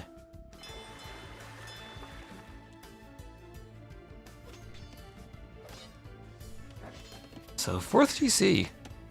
And Fire.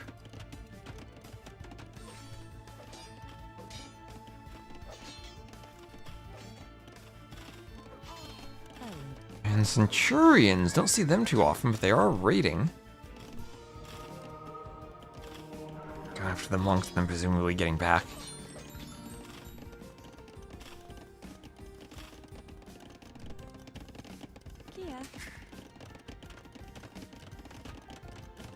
A town center there for Gabi, but still behind. And ooh, okay, Scorpions picked off the crossbows on the mainland. Much better KD for fire so far this game. It was Armenians on shoals. Armenians on shoals.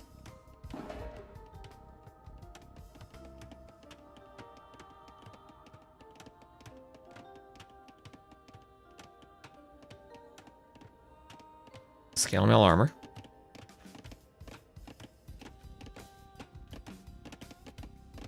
Oh, I totally missed this, but thank you, Walter Honesto, earlier for the follow.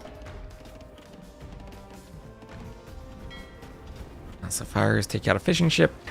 And maybe Gabi taking some water control. She is pulling ahead in Vils. She now has 4 TCs of her own.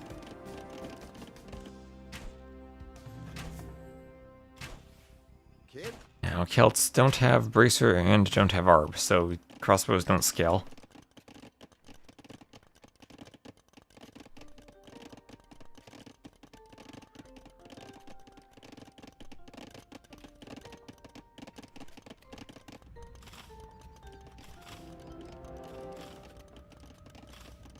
I suppose getting flattened is your cup of tea? Guess it's my cup of coffee then.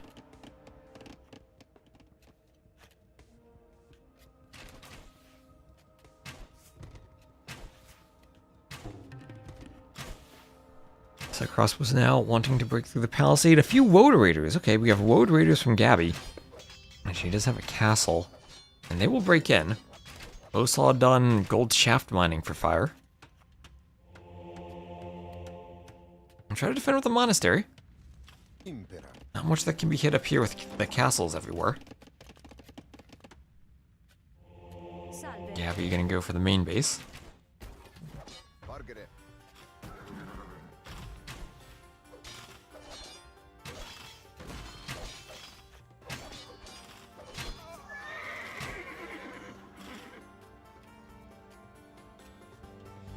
Some more recognizable gameplay. Expos being flattened is what you're used to.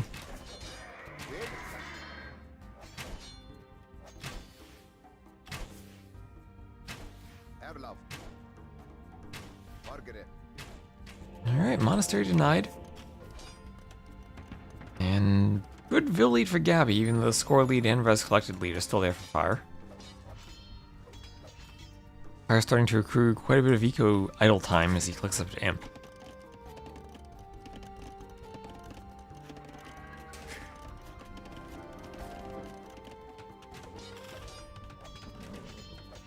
And forward castle, she'll have to wall in those Vils. I think she has.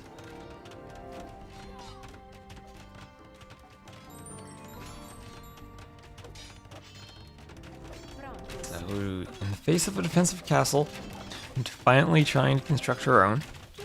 Has only 5 Vils there. As the towers stop the castle is 60% plus. Scorpion comes over. There is a raid in the back, some Centurions fighting in the back under Gabi's TC. Vils have their gate destroyed, and this is a doubt castle. 73.66%. The Woads have to go back. Now, Workshop University, their Imperial Age and Longsword for fire. The tower does. I think it was more the units breaking through the gate, but she will delete that. Get whatever meager stone she can from it. And get ready to click up herself.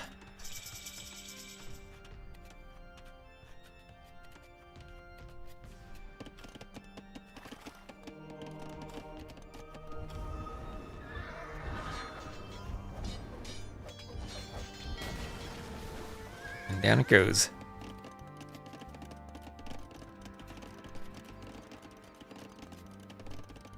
Our tower does occasionally work, I guess. The Rams are ramming, so she's still over 2 minutes from imp.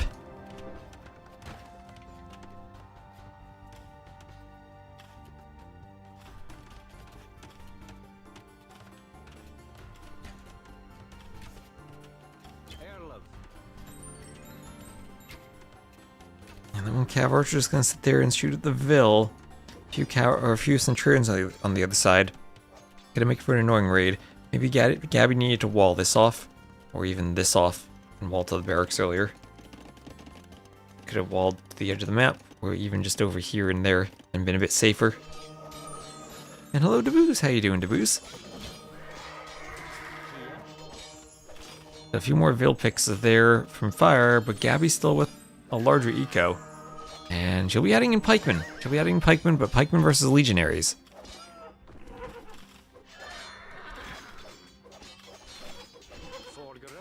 Yeah, no room in our TC to garrison the Vils, and the Centurions are running amok over the farms.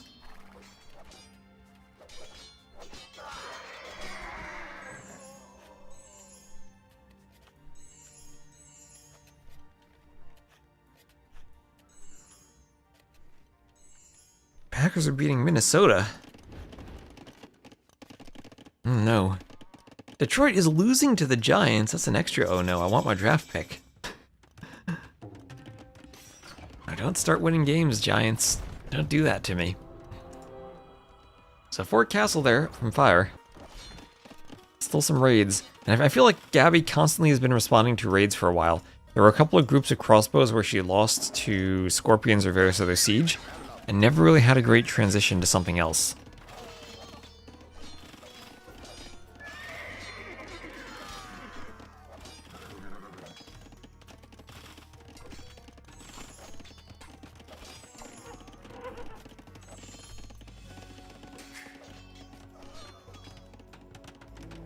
Interesting castle.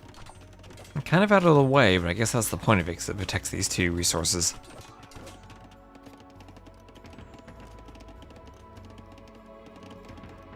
Alright, so several barracks.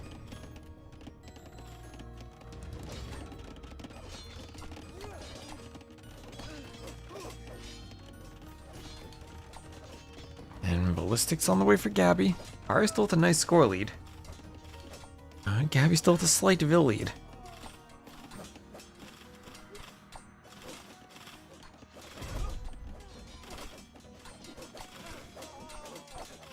Ooh, what's in that workshop? Scorpions. Ooh, the Legionnaires are lined up.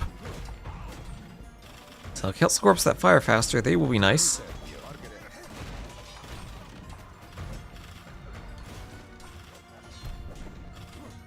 And behind this bush come a couple of Trebs. And Gabi with barracks out. Maybe she was expecting Cav, but with barracks I don't think you can fight Legionaries. You're gonna go Champions, but that's about it. And she's going pure siege now. On the starting island, she is walled. With a couple of outposts or walls forward. Or pikemen. Salve. Army passing behind the rock is hidden from her for the moment. But at the top, Legionaries pushing through. These things are going to be pretty cheap.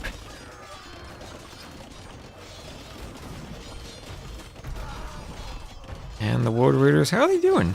They're holding their own, actually. Here comes some Centurions. Gotta get some Halbs out. Okay, meanwhile down here... Oh, there's a hole! There's always a hole. Well, I guess there are Scorpions and Trebs there. So not surprising that there's a hole, but there's a hole on Gabi's farming eco.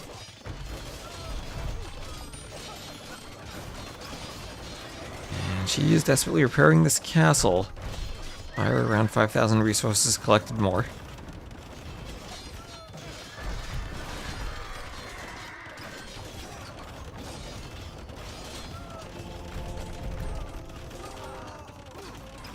And big pile of bodies between Woads and Legionaries. And Gabi will call the GG. Fire will tie it 1-1. Alright, alright.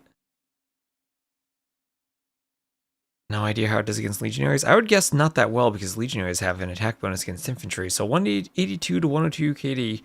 24 to 6 buildings raised. And there are times that game I thought Gabi had it.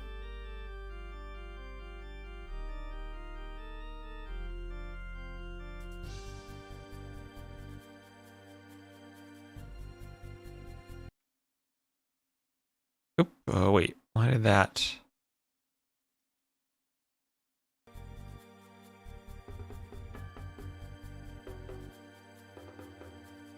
Oh, I transitioned to the wrong scene then. That's 1-1. See, that's Romans. Romans, I think, are amazing with their eco. And just one of the hardest civs to deal with if it goes late game.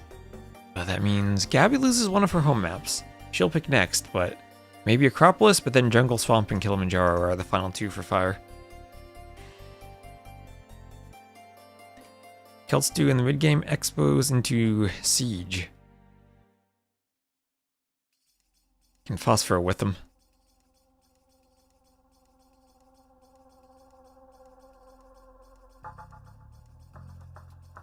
No, and actually she picks Kilimanjaro as the next game. Right into Kilimanjaro.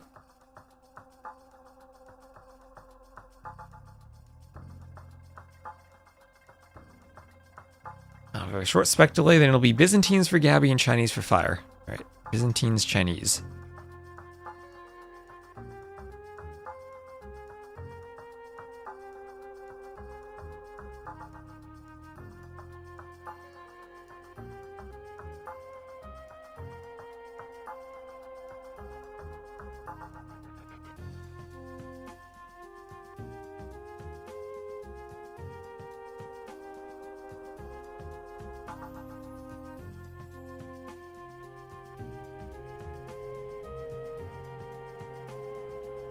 Aren't Celts better versus Romans?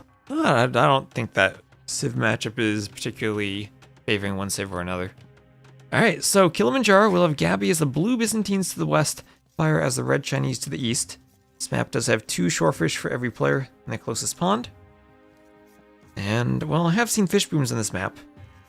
Fire actually in a good position to wall his map and then fish boom. And so if you want to see a fish boom, this would be the map for it with fire if he walls here to the TC to the edge. Gabi, no such luck. So Chinese for fire, Byzantines for Gabi.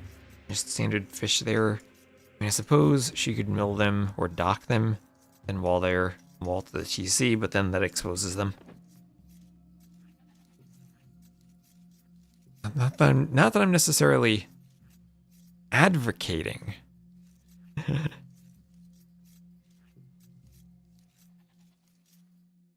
For the fish boom. But it will be fun. Oh, Diego, the new patch. That's just a beta. That's just a beta on the Thalassocracy branch. This tournament is not played on that branch. This tournament is on the current version of the game, not the upcoming beta. And I know it's definitely confusing for a lot of people, though. Now, Kilimanjaro tends to be pretty sparse with wood and hard to wall, and rewards map control both for the hill and for the ability to take the extra resources that are spread out. And being the Byzantines for Gabi will allow her to get some pretty cheap camels, hoover all over different spots of the map, also to get fast imp and start winning castle and trib wars.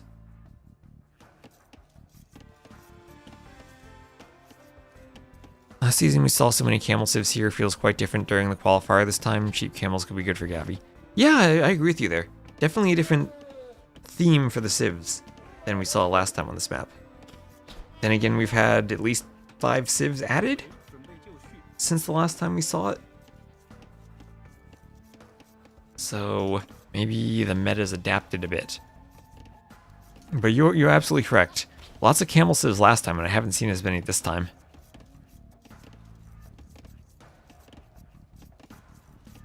You cannot build hulks in the small lakes, no. You cannot.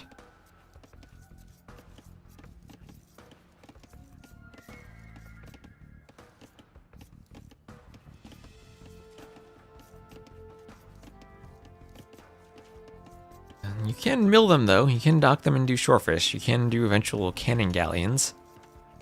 Could do dragon ships with the Chinese against the fast fire ships of the Britons. And I mean of the Byzantines. I'm not actually sure who wins that.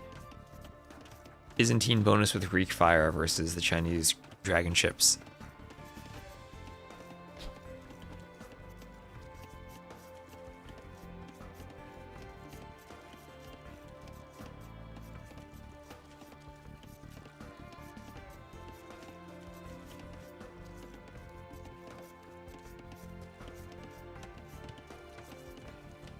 So I wonder what the plan is for fire. He could go cav archers as the Chinese.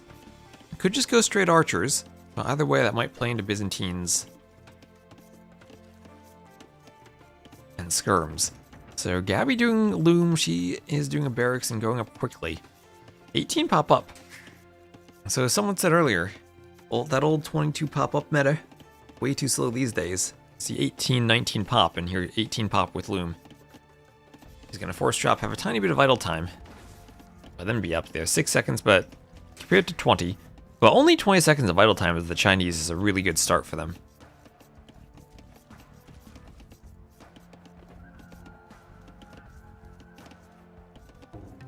And no barracks yet from Fire, and militia now from Gabi. I guess maybe one question for Gabi would be if she sends a Vil forward, along with the men-at-arms. She'll be mining some gold. There goes a Vil for the berries? Yeah, for the berries.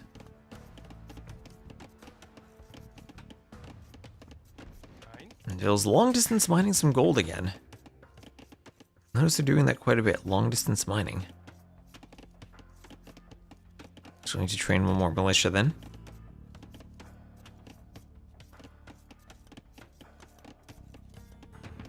Yep, and there goes.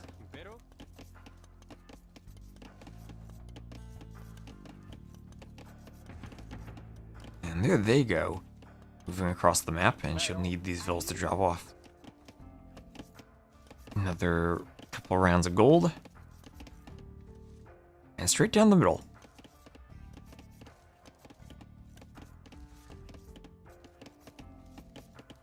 And well, they're gonna keep mining. He needs one more round of gold to do the man-at-arms upgrade. And Fire is somewhat walled, but not fully walled. Just doing a barracks now. He's gonna be up a bit more slowly. Here come militias, and here come 2 villagers. Yeah, exactly. I was saying this lake feels fairly calm. Fairly calm.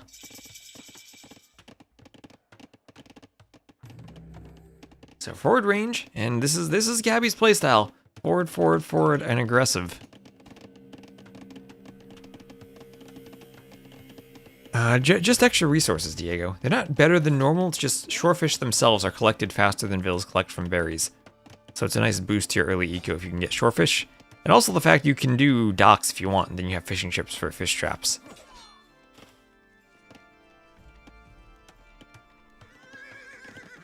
So both of them feudal.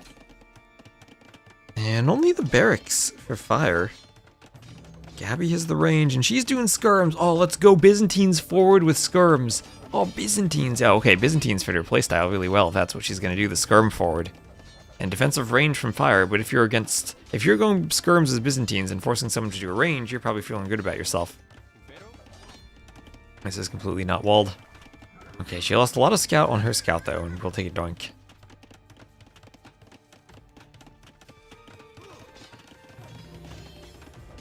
There is a range. And skirms for Fire is the Chinese, but they will not be as cheap as the skirms for Gabi.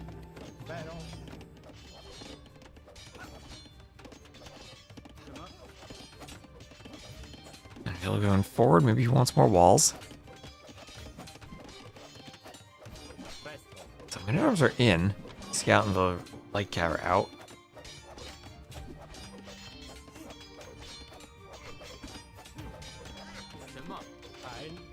I'm going for the men-at-arms. Some javelins in their backs.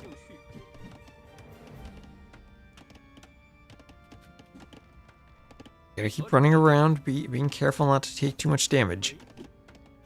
OHP Scout deals with the skirm slightly. Careful not to run into the TC, they'll see the mill. See there's no dock.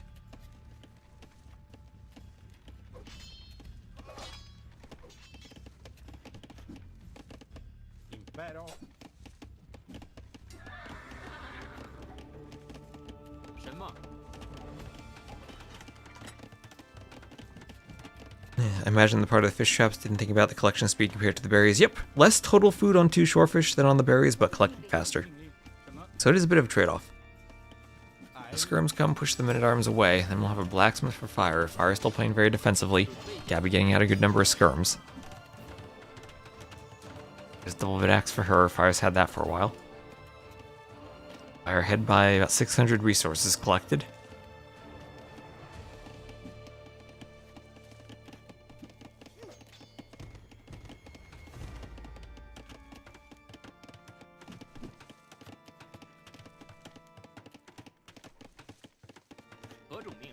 Alright, skirms and men-at-arms fight. Meanwhile, behind the wood line, one skirm going to be pesky and annoying. Skirm's going for the other skirms. Skirm's going for Vils. Vil goes down. Can there be a second Vil death? Or men-at-arms going for skirms more than anything. I try to get out. Dodge some javelins. Ooh, skirm's going down. So is a man-at-arms.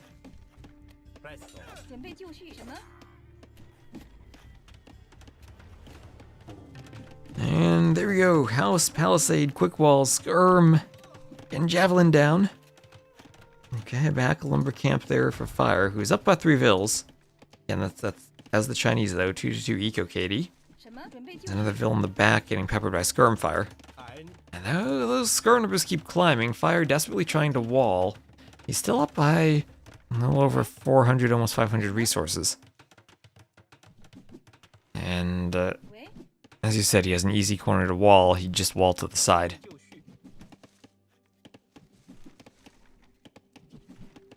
Looking at the resources in their stockpile, though, Gabi feels a lot closer to clicking up.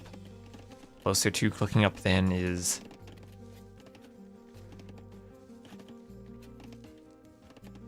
And then his fire. Actually, a lot closer. Still harassing that wood line with a skirm. He probably needs fletching at some point. Maybe needs buildings, but 10 farmers to 11, so similar food eco setups. He's getting fully walled. She is not. She needs to be careful from not being fully walled. Fire might get forward and hit her Vils, but it does look like it is just skirms for the raid.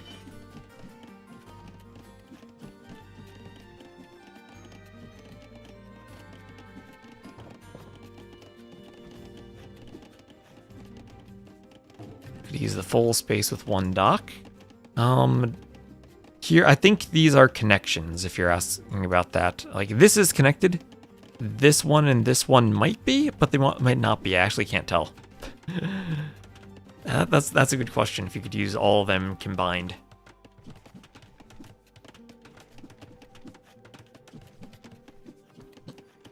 The skirms on the wood line being annoying. Alright, trying to deal with that. Lots of low HP Vils. 1 goes down. Alright, 1 goes down. He has a bit of idle time now. When he comes forward, he will see that Gabi is at risk of overchopping her walls. She will go to the edge of the map. And she has to realize this and pull Vils back. Well, there's one more. She might not have noticed it behind the palisade. These Vils need somehow to get a wall up over here, otherwise the crossbows get in. Ooh, and lucky for them, Fire decided to turn around with the crossbows, assuming it was walled.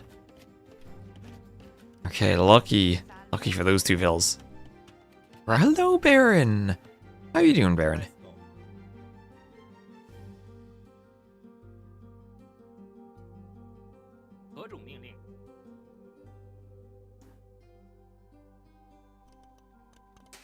And Castle Age on the way for Gabi. Doing alright? Hope you had a good stream. Saw you streaming earlier today. Okay, Gabi trying to find the skirms, knowing that she has better numbers, but they're just gonna get out way before she gets over here. So not gonna find them, not gonna be able to take that fight on the way up. But she is up and up first. And Byzantines against Chinese, to overcome the difference in economy in the start, be down only like 500 to 600 res and up first?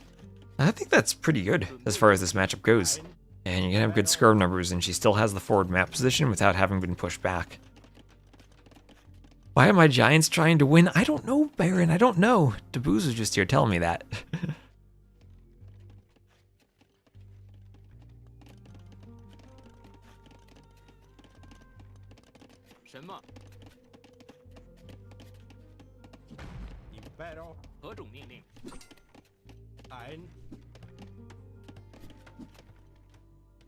That is a lot of skirms.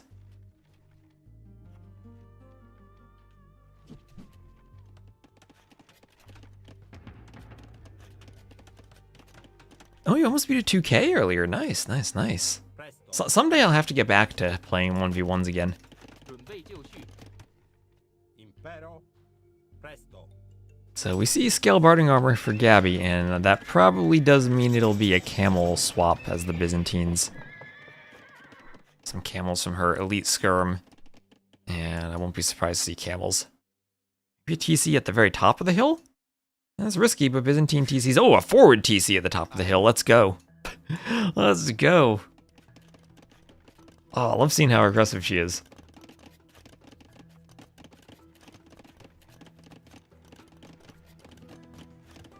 Okay, yeah, that's the connection you were wondering about. That is a good question. I would say maybe no here, but yes here. That is a great question. I love watching her game so much. I love that description someone said. It's like Galadriel, she took the ring.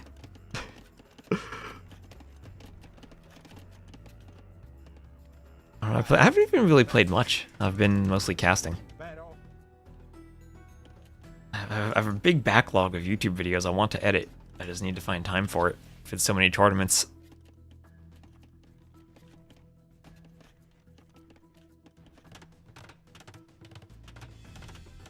Maybe like during early December for King of the Desert, I'll like have some extra time while I'll be editing. As long as I can get the map pool for TTL done in time. So Fire Lancer. Fire Lancer's skirm against Camel skirm. Remember, skirms do not have an attack bonus against Fire Lancers. And Fire Lancers should do well against camels. Although skirms, you have enough of them, they'll still kill the Fire Lancers, especially if they're uphill. What do Byzantines do against this necessarily? I'm not sure. It would be a time for Cataphract, honestly. Oh, Gabi mangonels her own spear. Oh, what do you mean? Am I doing a version? I'm not working on the KOTD map. That's Trezini's making a variant of his Arabia script, which is currently what's used on the ladder. I haven't taken a close look at it though. I'm not sure exactly what changes.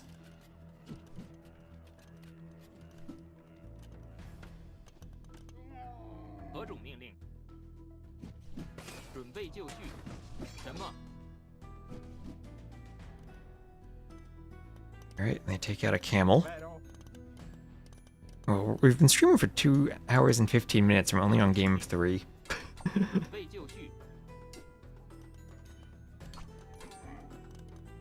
You don't have to justify a shot. Yeah, this is where I'm kind of worried. Yeah, I mean, skirm camel. Now that I'm seeing Fire Lancer, this kind of dies to it. He's doing under the range. I'm tempted to say Cataphract would be the answer to this if she can get a castle up somehow. Chinese eco still is scary. And she's trying to fight skirm against the other skirms and bring mangonels over. If she can land good mangonel hits, that turns things around. The eco of the Chinese still is very scary. And the Fire Lancer is the new addition to the game, looming large, I think, against the Byzantines, making the Chinese composition. Having something that can fight both skirm and camel easily, quite strong.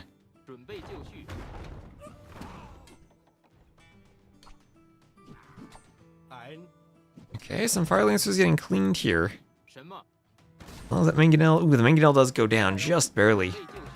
This one has full HP, and will help out in this fight. Fire gonna sneak a TC up on the side. He's gonna send a couple of Fire Lancers forward and kill some camels. Gabi's still maintaining the top of the hill with this map control. And again, she is Byzantines. Needs to maybe pull back from the woodline with all the skirms there. Oh, there's a siege tower! A siege tower with Fire Lancers in it. Where is that gonna go? Over here, I guess. Is there room for it somewhere? Here there'd be room for it. That TC has to go up really quickly. You can't ungarrison somehow. Oh, he's using it on the wrong side. Oh my gosh, you can't figure out how to use the siege tower. It's a palisade wall. Fire Lance will get through fast anyway. He was trying to hop into the tree, he needed to go around the angle. I'm surprised I didn't drop off, but yeah. Now he will be in. He will be in. Gabi's army's forward. Skirms, Mangonel. But she's not in. Needs to find a way to apply pressure. There's quite a few Fire Lancers here.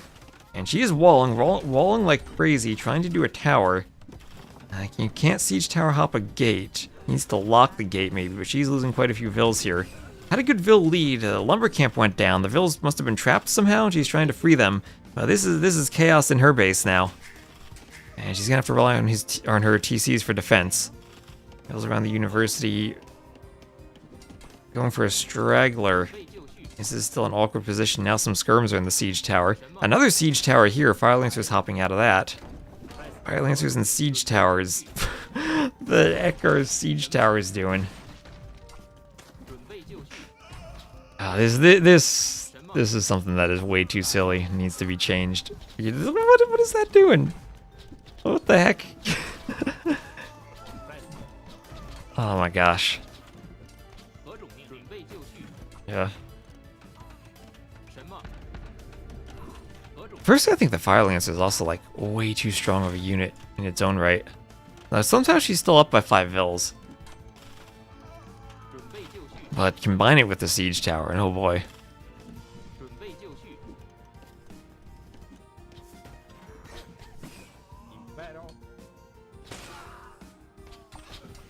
And the Fire Lancer is good enough, it could almost like be a Civ's unique unit.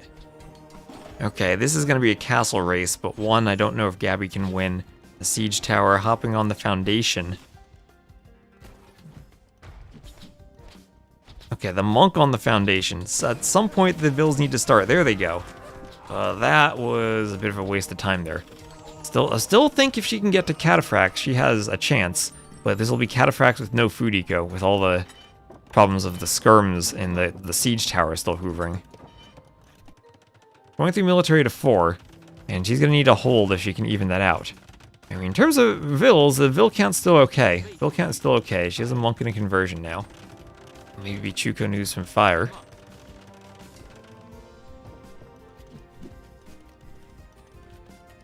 No bloodlines for the Byzantines, but she does have 1 cav armor already. From the camel earlier. Or from the camels earlier.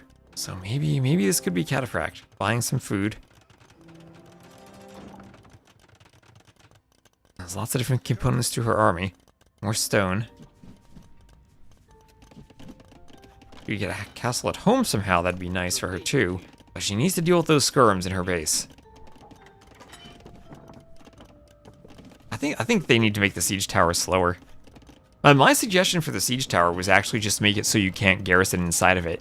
Just have it roll up next to the wall, and then units hop over the siege tower to the wall, and use it as like a point to cross the wall, instead of something that can be garrisoned. Never really needed to be garrisoned for that functionality. And she's gonna get some towers up now in her eco, but Imperial Age for fire. And you don't want to be the Byzantines looking at someone else getting imp first. You're the one with the cheaper imp bonus.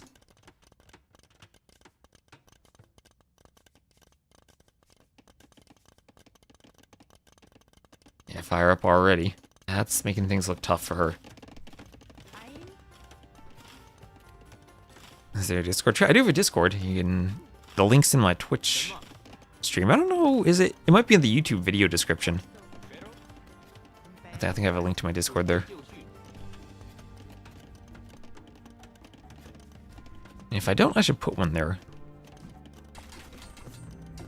Well, that forward range finally getting go down. She's trying to do some archers.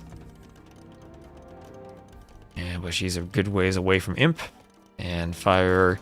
Could try to treb the castle. It is at least the Byzantines' castle on a hill. That would be almost used. They already made it cheaper though, Wise Turtle. They already made it cheaper. And as silly as it is with the memes, I don't think a siege tower should be used the way it is. It was funny at first when, you go Gebettos and siege towers. But over time, people now put every single unit in the siege tower and make it super speedy. There's another castle for Gabi in the middle. I worry she now has to play full castle age against someone who's going to have trebs. We all know what happens once the trebs are popping. Somehow she still does have an eco lead, so I don't think she's completely out of the game just yet. But things are going to keep getting harder for her as plate mail armor comes in. And current ballistics. Yeah, Byzantine castles are the saving grace here. And the fact that she has a villager lead. Fire Lancer's there keeping the vills away from that gold. She's going to have gold struggles soon too.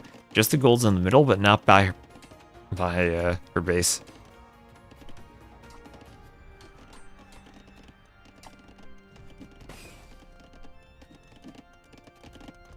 At least she has the golds in the middle, and still has control of the hill. Now, I have seen crazy comebacks in this game, or on this map before, when you have the middle hill. So I don't think she's out of it yet. But it is looking very tough for her when she doesn't have military. 8 to 49, and so far nothing that can fight the Fire Lancer.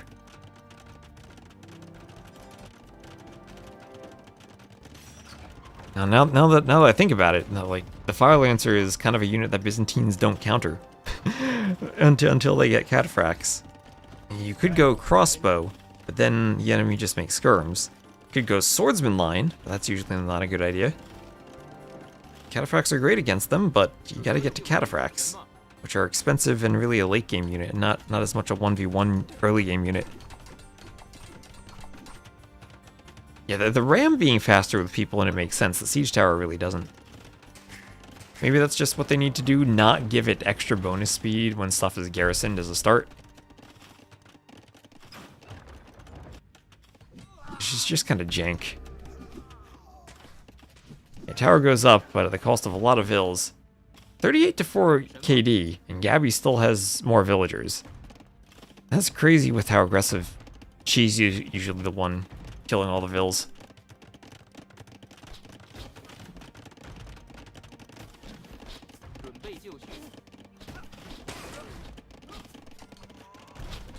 Yeah, and exactly. Cataphracts mean she doesn't get imp. Maybe she could click imp and then do cataphracts, but I feel like cataphract has to be the answer, right, and it has to do it right now. Because we're gonna have Elite Fire Lancer, and that's the only unit she can do to kill this. Feudal Age Archer is not gonna cut it. And even no matter what she does now, it's gonna be hard. Siege Tower putting more Fire Lancers in the space will be difficult.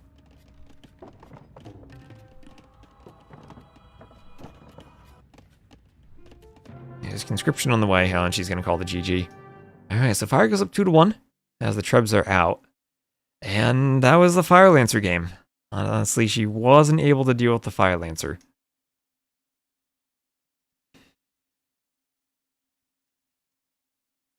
That's a change that, in the right situation, is a huge buff to the Chinese, and I think that was the right situation. When the Byzantine player wants to be going Skirm Camel, and both of them get countered by the Fire Lancer.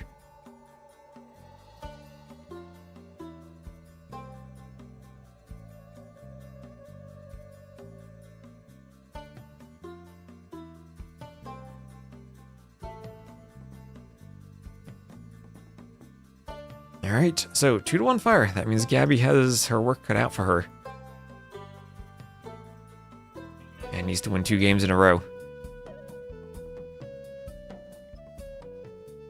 Giants are still winning with 72 seconds left. No! Lose the game, Giants. Get the draft position.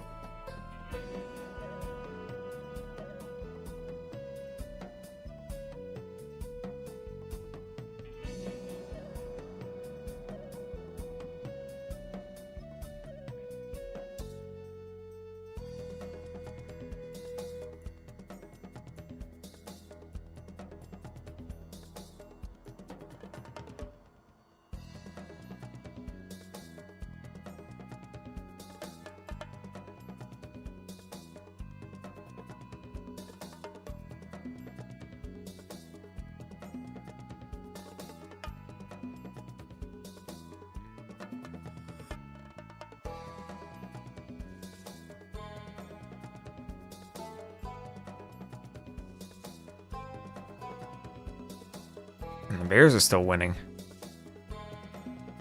You should tell Warnley about that. First time chatter. Hello, Tristan. How are you doing on the YouTube chat?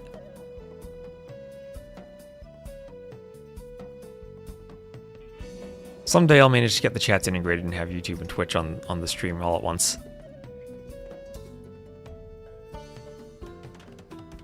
Alright, here we go. And alright, it'll be Malians for Gabi in the blue to the south, and Portuguese for fire in the red to the north. Alright, and the map is Acropolis. Map is Acropolis. Golds look fine.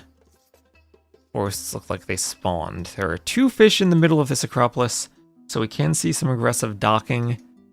Both these civs, pretty good hybrid map civs. The Malians, of course, have a wood discount, so they can get their dock up nice and early. The Portuguese will have a gold discount on all of their units, including their fire galleys, and also an extra 10% HP on their ships. So good at fighting for the middle once they get there.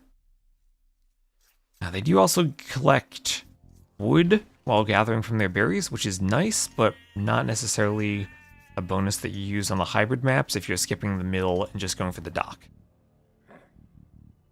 What also helps is that researching technology is faster. Slightly faster loom for a slightly faster uptiming. Sure, that helps when you're this close. Absolutely does help. Well, Ions kicked a field goal to tie it up. Against the Giants, you have 28 seconds and 3 timeouts. How far is the field goal? I've been seeing super long field goals in the NFL this season.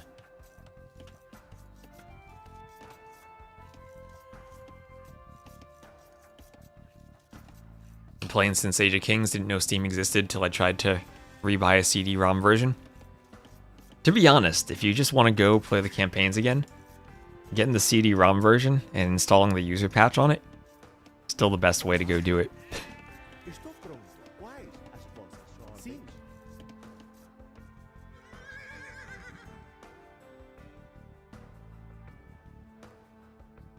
Adding 2 deep fish made this a hybrid map. It really did. I regret the decision to add the deep fish.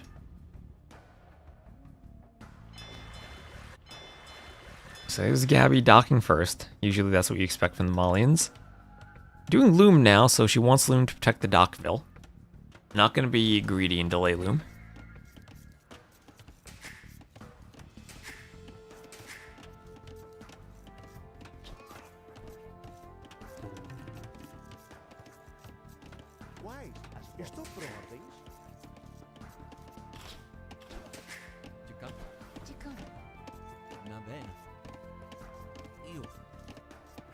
And does Gabi see her board? Yes, she does. Alright, yes, she does.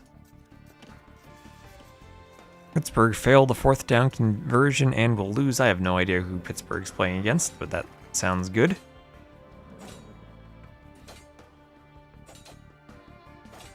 Okay, equal on the scout fight until the Vil walks over. Vil from fire would get there slightly faster.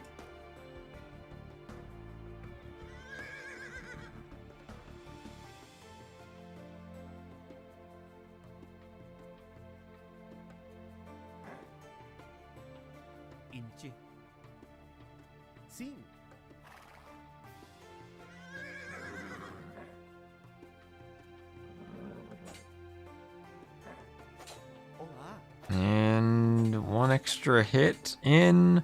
What's gonna happen here? Okay, this is close. This is 6 HP to 6 HP. Vil walls himself in. Can't actually build the dock without deleting a palisade. But there he goes. Okay, he's gonna have a dock up. And who's gonna be up to the feudal age first? Remember, Gabi did do loom already. Did fire do loom? Yeah, fire has loom.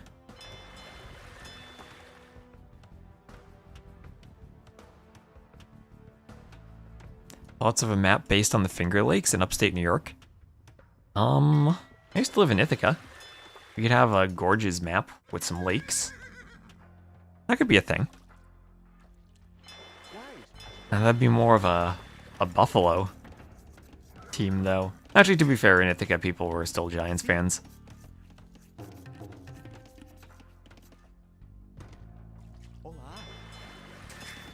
So feudal age on the way for Gabi. And she'll be moving to a lumber camp in the middle. So interesting play there. Okay, 1 lumber camp in the back. She'll be on 2 lumber camps. And not going for a mining camp yet. 1 on gold. I wonder where that vill is. Okay, she'll be mining gold with a vill and then using the vill to build a... Oh no, she's going for the mining camp. Okay, going for the mining camp. I was going to say she'll mine the gold and then do a lumber camp to drop it off, but no, nothing that fancy. So she'll be up first and we'll be getting the fire galley out first. Also has 3 fishing ships. So I like the start for her. And I think she has had a solid intro to the game, so to say. Giants and Lions headed for overtime. All right.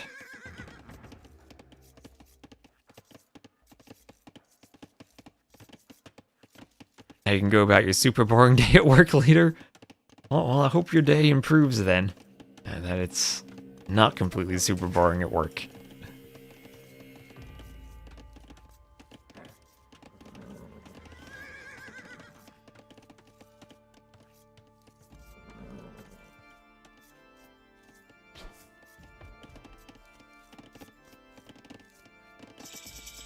There is feudal. Gabi up to feudal and pumping out the fire galley right away.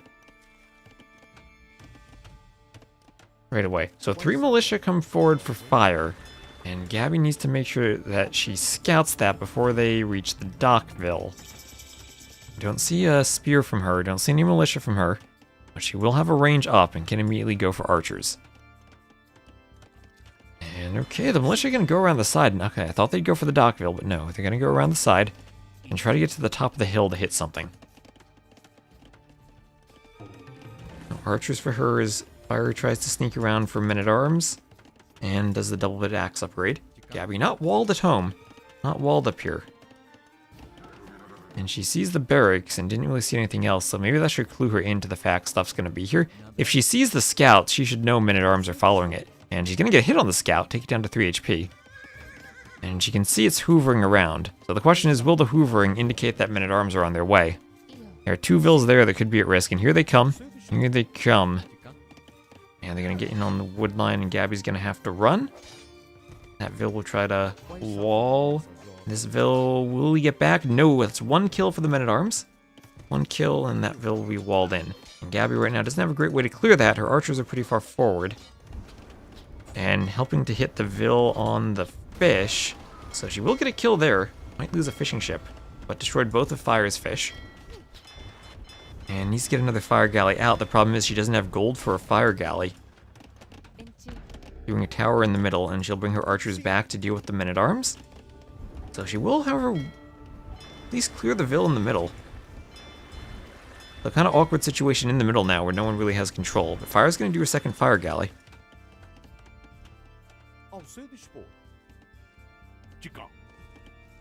So I think maybe what Gabi could have realized is when she saw the scout over here, that the scout usually is next to men-at-arms, and maybe that could have been an indication that the men-at-arms are coming around.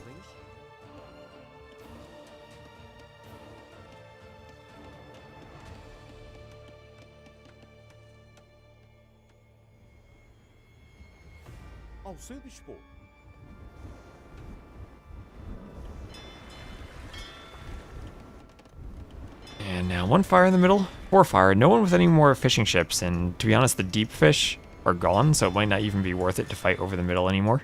And those men-at-arms have done quite some damage. Gabi, however, still with more res collected total, and fill counts are equal. So Fire going to add 1 more fishing ship. Is it worth it just for the shorefish? The shorefish are going to be super far away from him too, on the opposite sides of the pond from his dock. It'll be mildly efficient for that.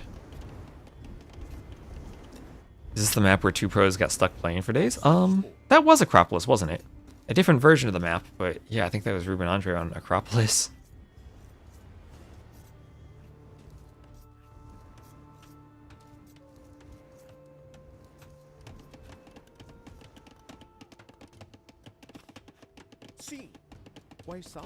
Tower shooting at the men-at-arms as they have to run away. Another archery range coming up.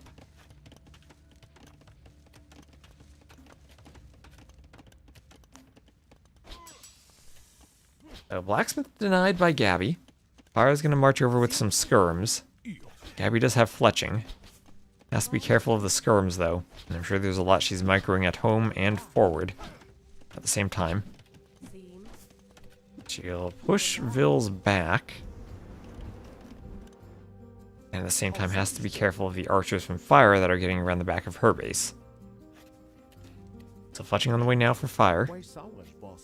It's 2 versus 3 archers. And 3 men-at-arms still are there.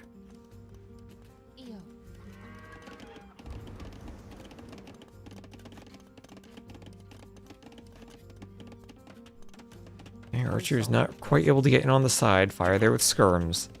And with padded archer armor on the way for Fire. Fire moving in with men-at-arms. Getting onto the mill.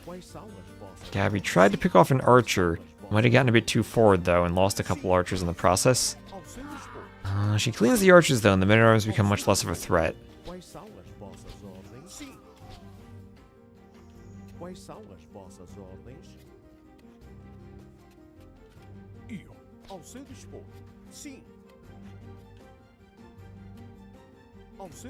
And Fire is just trying to sneak away if he can.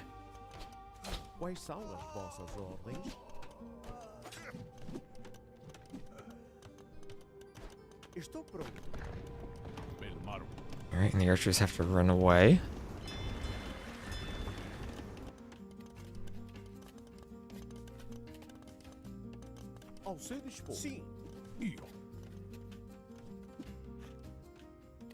Still chased by a lot of skirms. At least they're running the skirms to the back, not letting Fire go forward.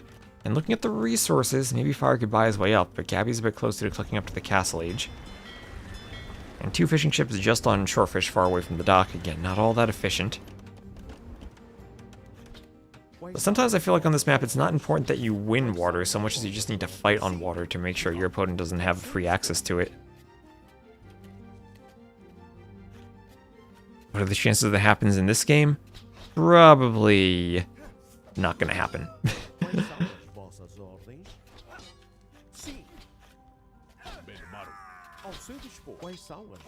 And there are the men-at-arms cleared as Gabi's up to the castle age. And only down by 2 Vils, and res collected just about the same. And we'll have the castle age timing.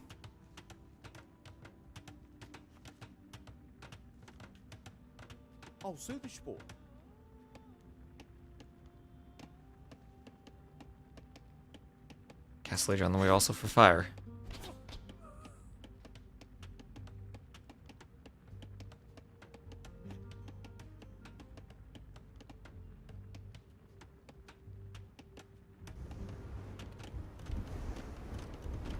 I played AoE 2 on a local land with a single CD-ROM.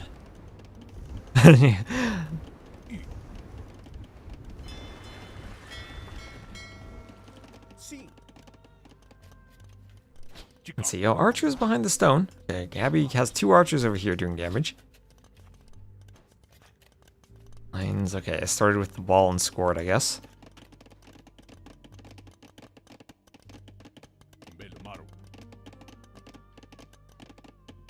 "13 archers. Fire does have a tower out by this wood line.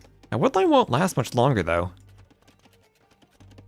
And you have to wonder if Gabi, with this timing, around 45 seconds faster, could potentially manage to get crossbow, bodkin, and deal some damage to Fire.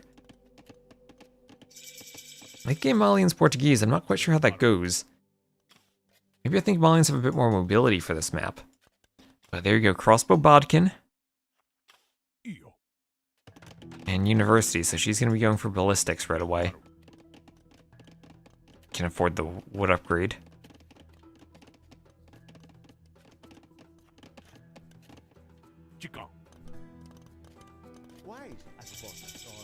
Archers hoovering a bit everywhere. There's crossbow. Tower has 1 Vil in it.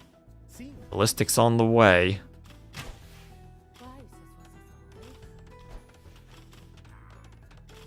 Well, crossbow's being hit by the tower. Ballistics 8 seconds away. When ballistics comes in, the crossbows will be much deadlier, but the tower's picking them off. And ballistics was like 2 seconds too late for the crossbows to be useful, and 3 go down in 1 volley. And now Gabi doesn't have enough crossbows to do damage or win this fight. Maybe she can out-micro with ballistics. That tower decimated the crossbows, even with the Feudal Age armor. The fact it had Bodkin right away really hurt. Okay, 4th down for the Giants. That sounds painful. The 45 to 45 Vils, but Gabi didn't really get value from that early ballistics, and that's going to let Fire get a second TC up first. And then Fire will probably start pulling ahead in Vils slightly.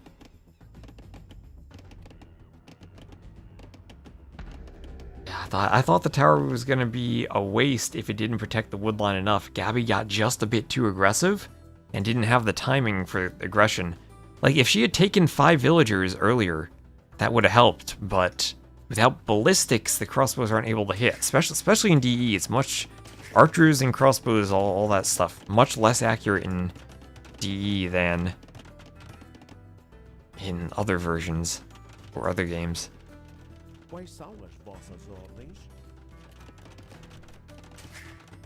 This will be 1, 2, 3 TCs for Fire. I guess Gabi still has the condition that Fire did not come forward on the map and is holed up at home on top of his hill.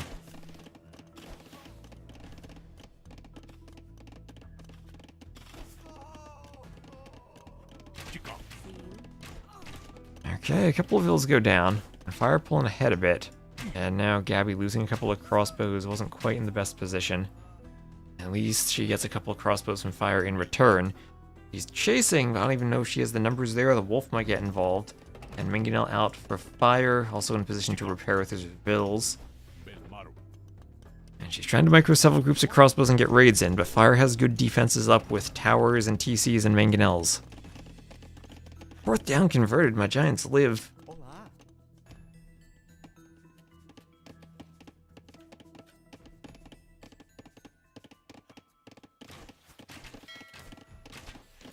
Alright, fishing ship's starting to go down. Gabi's still with more res collected. At least she is hoovering around and bothering Fire's eco just a bit. Hitting him from multiple angles. Mangonel on the way for her. Crossbows need to come around here, but that tower worries me.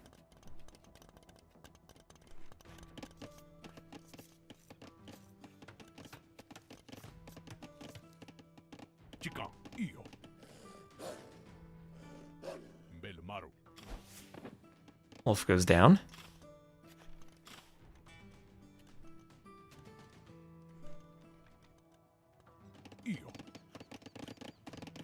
Those towers are actually in really nice positions for Fire. I don't think Gabi can do much more damage. She's down by 6 Vils. That extra TC paying off.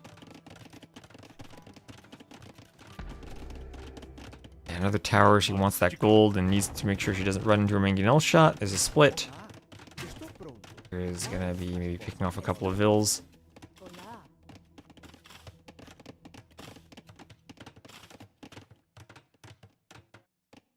The outside crossbows for Fire. Gabi is seeing this and running. Fire does not have ballistics. And as I've been saying, hard to hit Vils when you don't have ballistics.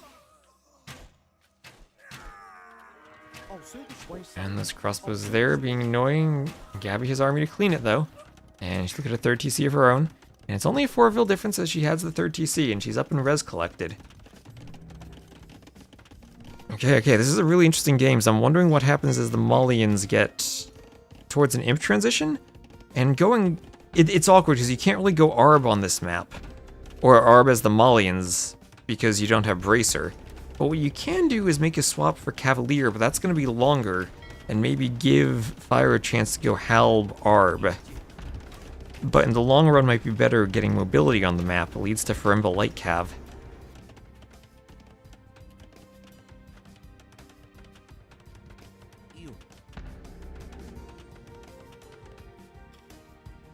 I don't know, Portuguese maybe with the simpler power spike from Imp for Arbs. A 4th TC from Gabi. And it feels like with a 4th TC, this is going to be booming and into a Cav play. And hope that the openness of the map plays more into Cav than it does into Archers.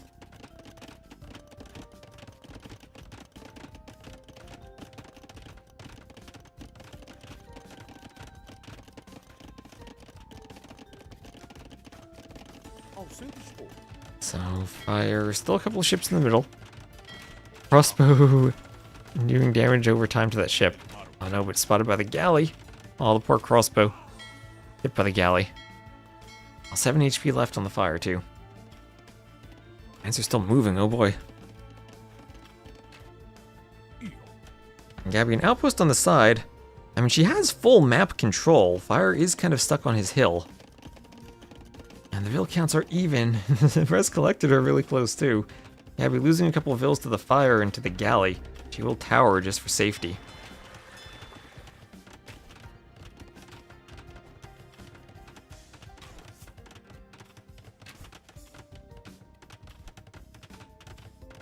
Got to like the stream. Oh, thank you for using the YouTube features. And then husbandry. Ooh, okay. Husbandry. Gabi might shift and go all in Castle Age while Fire goes Imp and does ballistics. And if Fire has time.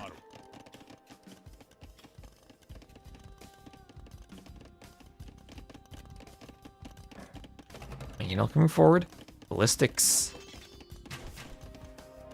And a couple of knights. We'll see what damage she can do. Fire will see the knights now. Gabi with the score lead, but that's also in part because of the Imp.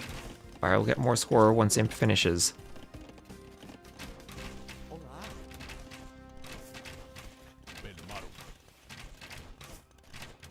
And has to be aware of that mangonel. And that is not good. That is not good, Gabi. Losing a few crossbows to a mangonel shot.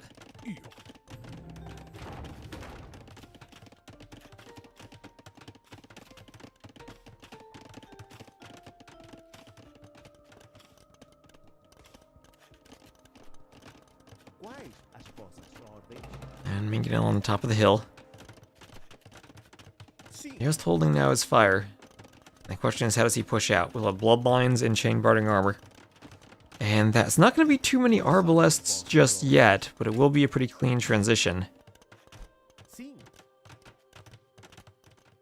And at this point, the question is, can Gabi afford to go Imp, or does she have to stay full Castle Age Knights? It might have to be full Castle Age Knights.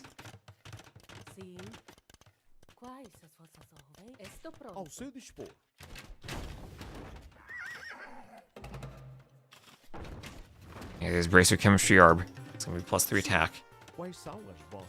And 20 of them. So not an overwhelming number yet, but maybe enough that Fire can force a castle before Gabi gets Knights out. She only has 5 and none in the queue. And Imp Arbs don't fear Castle Age Mangonels. As they're climbing, that castle will go up. Ooh, I think she was saving for Imp.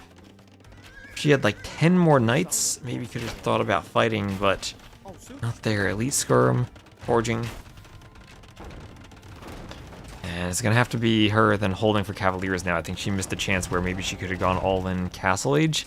I don't know if that's actually the right strategy or not, but it was an option. And she has 5 TCs now, 4 still working. And Ultron, Thoughts of Ends, thank you for the follow. It has to be careful not to queue stuff in this range then. Unless it's maybe skirms and you pop them out later.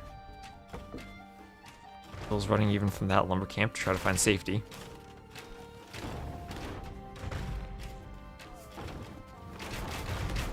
Sacked and 4th down, game over. Alright, we lost. We didn't hurt our draft position. Ram in the workshop.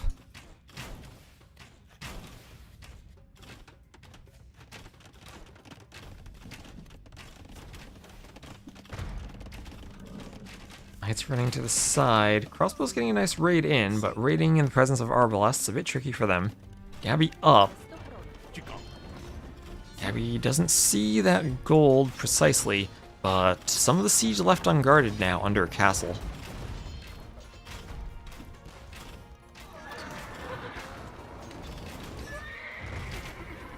Crossbow's picking some vills, and Gabi's still with a nice vill lead. Now if she can get up, problem is just going to be the range. Can't really do much with Molly and Arbs. It's a lot of crossbows. I mean, a lot of Arbalests. Iron casting on the way for Gabi. 7 knights, and she needs more. 23 Arbs, she gets maybe 15 knights and can jump that. Ao seu dispor. Tower maybe gonna return the favor from earlier. Quais são as vossas ordens? Get an arbalest kill or two, there we go. Towers here, and Vils can hop in the towers and garrison to keep the Arbs away. Yeah, I mean, fire definitely, this is definitely causing some idle time. He has done a lot with the imp timing. The res collected is still significantly higher for Gabi. Her rams will go ram something maybe?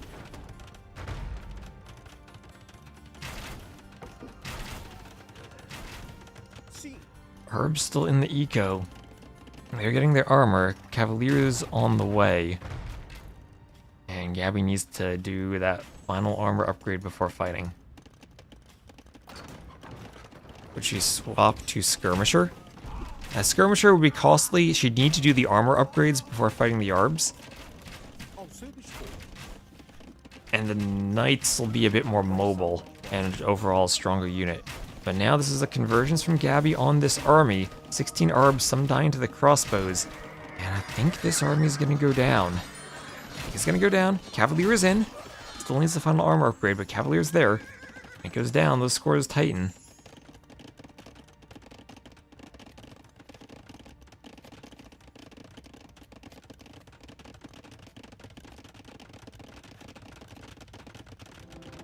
Another castle for fire. He's trying to take the front goal, but Gabi takes a score lead.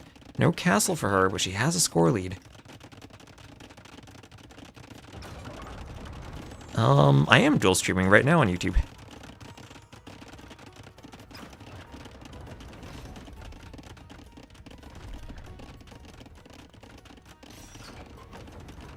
Yeah, imp timing for the castle in the middle definitely is a big deal, right? He has been pushing. He hasn't really been killing. Now Gabi has a 30 lead. She has armor on the way. No conscription though, and no Farimba. Just fully upgraded Cavaliers as much as they go without Farimba, without the castle.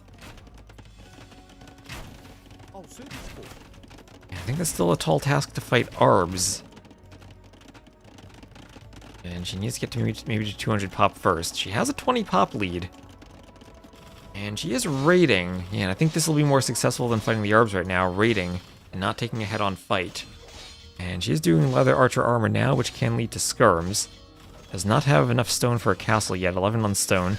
So it'll be 1 TC down. Oh, the handcart TC. For fire, it loses the handcart TC. And she can go for another TC still. In the back, killing TCs with the Cavaliers.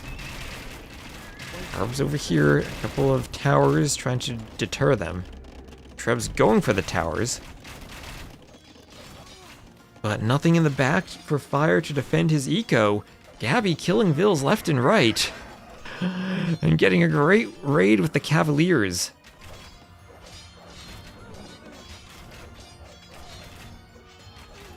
Okay, Vils going down. Vils all going down. That's 105 to 142. Chemistry, both mining upgrades. Quais são as vossas ordens? And she can go skirm if she wants to. Yeah, and there are the skirms. Searched Weston didn't show live and you clicked it and said yes? Maybe it's just a YouTube bug then.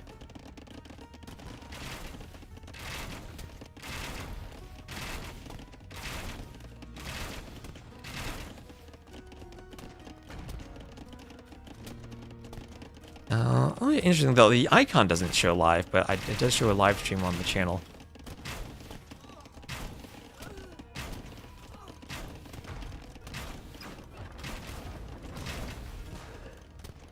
Sim.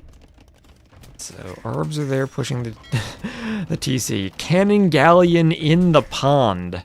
That's what we've come to. Cannon Galleons in the pond on Acropolis. Now, Fire doing a defensive castle. This castle's to help deter the Cavalier raids. Ao seu dispor. As long as they're there idling farmers, they're helping. Na bem. And Gabi trying to do guard tower everywhere she can to stop the Arbalest raids. And Gamalians have keep. They do have keep. I mean, keep murder holes and treadmill crane could be great. Treb out in the open, not defended by Arbs. And here's the problem with Arbs. Pound for pound, Cavaliers are more population efficient. She can't lose them though. Fire does have 64 arbs, but 64 arbs that don't have mobility. And he's starting to get idle on his villagers. Farimba on the way for Gabi. That'll be extra attack. She can group up her cavaliers. They're all kind of low HP though. They need some healing. Whether it's a castle or some monks. Farimba and conscription on the way. 46 farmers, and she can even start getting to the point where she can do light cav. Those cannon galleons are really valuable for fire. Score's still really close. It's now 34 to 29, 34 to 30 eco KD. Fire slightly more. Yeah, and pop efficiency will matter while she's pop capped. If these were all full HP cavaliers, I think it'd probably be a bit of a better fight to engage. 54 arbs, 30 cavaliers. Where's the rest of her population? She's kind of split up. Crossbow, skirm, cavalier, a few other things. Fire's purely on arb. So with the 3 castles in place, the raids become much harder. This area here being the last remaining raidable spot.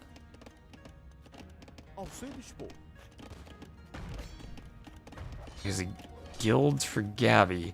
She's done a great job of moving to control the extra resources on the side, whereas Fire is moving to control the resources in the middle. And she continues to add keeps. Has to be careful of Fire tripping them down. And here's going to be a good fight for Gabi. She finds some arbalests that are a bit out of position and wants to get a surround on them.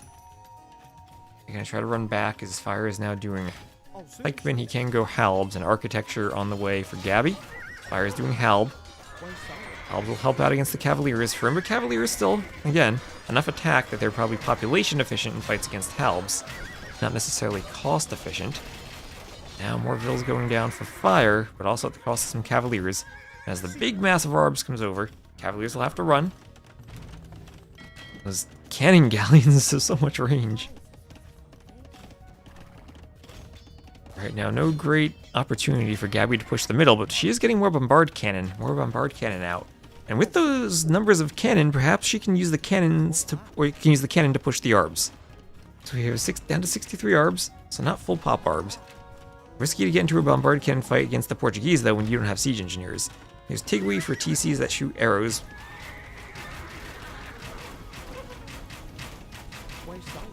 Malian champions, that could be an interesting option. Okay, like the Joan of Arc 5, Gabi playing bombard cannon versus cannon galleon. Okay, and I hope she's ready to micro the cannons, or to micro the cannon to avoid the cannon shots from the middle. One of them lands, his castle besieged, and the cannon galleon takes a hit but gets a cannon with it. Oh, that one cannon galleon. Doing so much. There's murder holes for Gabi. She has guard towers and keeps around most of the map, trying to do more. Look at that keep. Look at the damage that's doing. I've noticed her doing this a lot in games, and I think it's great against arbs. Makes it so much harder for the arb player to find positions where they can use them. Now she has control over here where she can protect the cannon. I'll repair vills forward too. Maybe we could use some more stables here. But staying at full pop now has the hill from which to besiege the castle with her cannon. Keep on the way.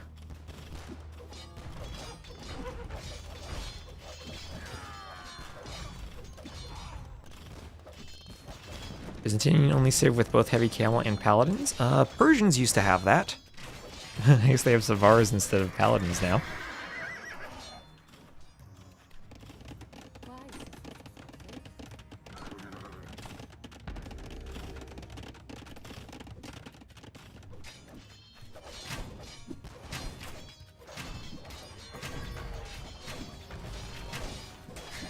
Cannon going for the TC. He can go for the tower on the side. Is Fire doing those arbs? He's trying to find a way to use them. With all the keeps that Gabi has, Fire doesn't really have a spot to use the arbs. And Gabi is going to continue adding keeps. She'll keep adding keeps to keep the pressure on, keep the vills away from the wood line. And Fire, what's he doing? He's got nowhere to send the vills.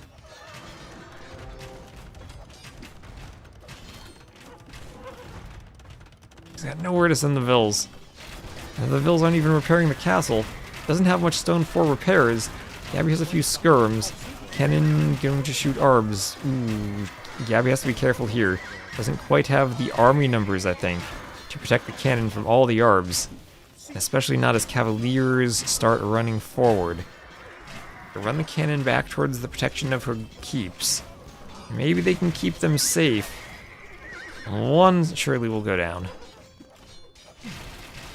And another one. But that's 2 cannon left. Fire is still holding on for dear life. Gabi is keeping the raids up. 70 Vil kills. She's starting to drop a bit in population too. Maybe we need to start thinking about Frimville Light Cav and conserving gold for the long run. She is mining Fire's forward gold. Fire still on that gold in the middle. Another cannon galleon on the lake. Those have been so annoying. I love that. Going for the mining camp. Fire doesn't have wood to replace the mining camp. He's got another one though.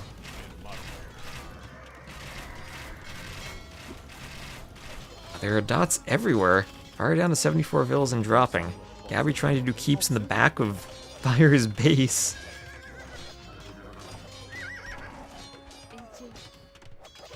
He's gonna have keeps everywhere.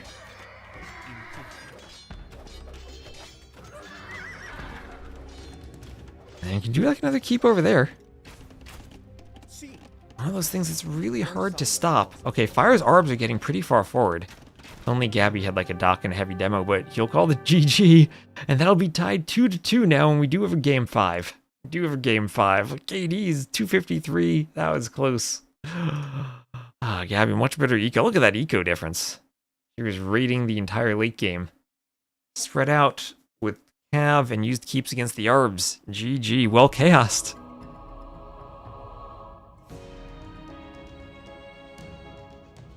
And that'll bring us to game number 5.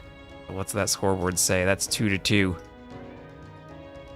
That is Gabi winning Acropolis, and the final game will be Jungle Swamp. It's a loss for the Portuguese and a win for the Malians, and I guess this has to then be Persians Malay.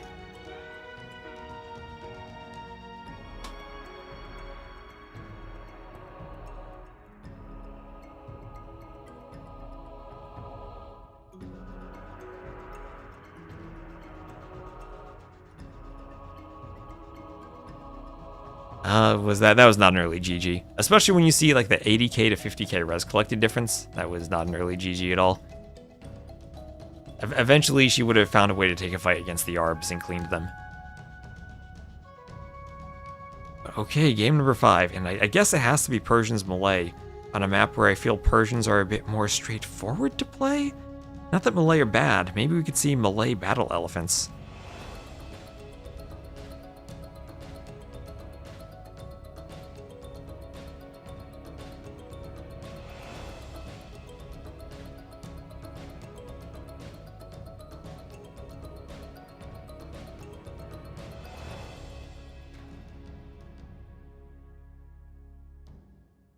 Yeah, there's no more eco for Fire at that point. Gabi had all the map control at those keeps. It was definitely not over. I mean, not an early GG. That felt pretty over by that point.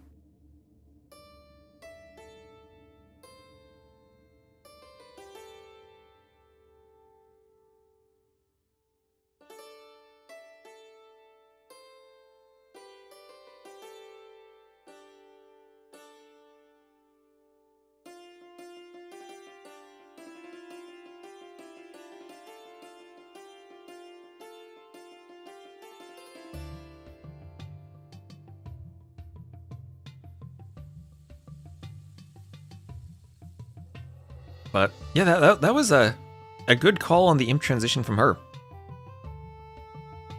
Stay booming a bit more in the Castle Age as the Cav Civ she wanted to play, so she could afford the Cavaliers more easily with a bigger eco, and used guard towers to defend against the Arbalest push. I've noticed her doing that in some of the games I've spectated, and it works out pretty well. Japanese tower. Oh, yep. Persians Malay, we have a pause. Okay, Gabi needed a small pause. Alright, and I can get the colors right. So, I had a 1-second pause at the start, and, alright. And Baron, hello Baron. Did my Giants lose? Yes. Okay, good.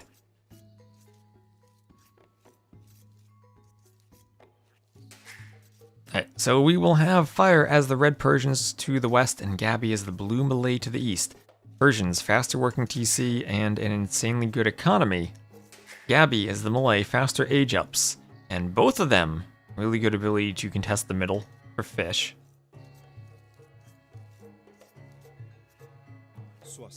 Feels like this Civ matchup usually plays the opposite of the previous one, where Gabi has the Arbalest Civ and Fire the Cav Civ.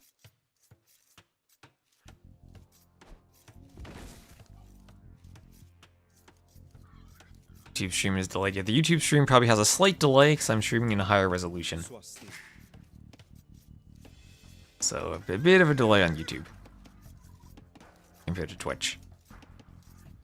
And if it's more than a few seconds, then you might want to just refresh and make sure you're at live time. Sometimes you don't notice. I know Twitch does this too now, where you can rewind, but sometimes you fall behind and don't realize it. Gabi pushing the deer.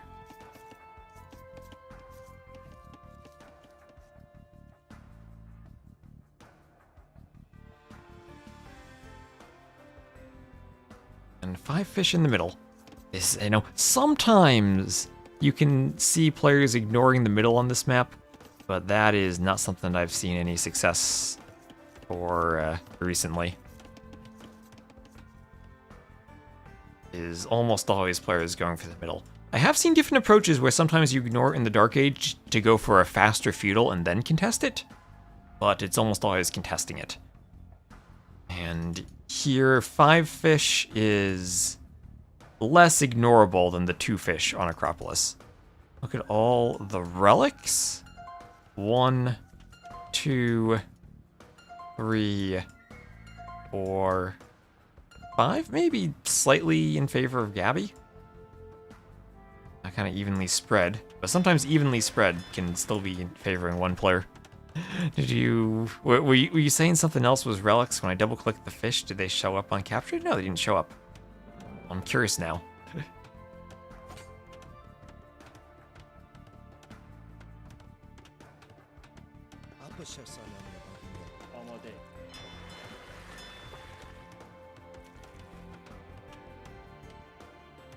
So Fire walled his vills in. He didn't have Loom. Gabi does have Loom. So that's the past 2 games, noticing Gabi does Loom before heading forward.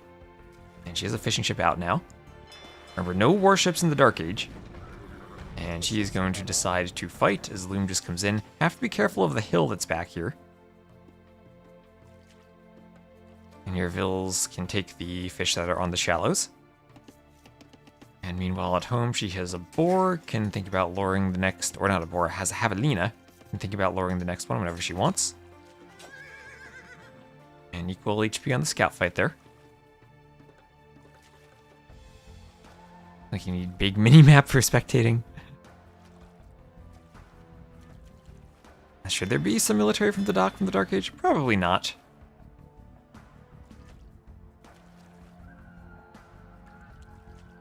Now, one of the biggest changes was in the African kingdoms when they made the transports available from the Dark Age. That essentially turned a lot of water maps into landing maps or hybrid maps of some sort.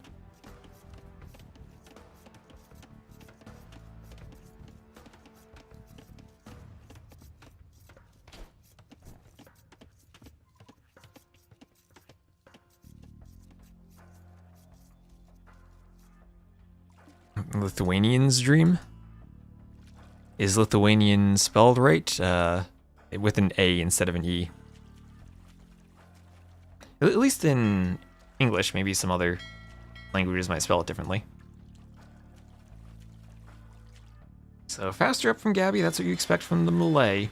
So it'll be the faster up timing to get the earlier fire ship versus the faster working dock for the Persians. So Vills for fire, gonna go forward. He sent a third Vill to the middle. I would oddly enough be tempted to start with a demo and try to demo 3 vills. Oh, canoes. Yeah, T90 has nightmares about canoes. So barracks for Gabi. When you do a barracks, you can add spears, and spears have an attack bonus against fires. And remember, this is the current patch, not the beta that Thalassocracy is being played on, so we will not see hulks. Those do not exist. In Thalassocracy, this would be 100% hulk. Here, it's going to be fires. So fire galley for Gabi, as much as I would have loved to have seen a demo. Fire is going to get back. Just the threat of the demo is going to scare him off. So yeah, fire will be the right choice. Or fire galley will be the right choice. And we'll see how fire reacts if he tries to contest the water here. And also a spear out already for Gabi, so she's in a great place to control the middle.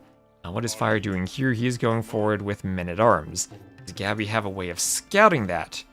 And she's probably going to have to see he's not going too heavily for the middle. And with 2 spears there, has to be prepared at home for men-at-arms. She's not walled fully, and the militia will get in before the walls go up. This is an ambitious wall for her.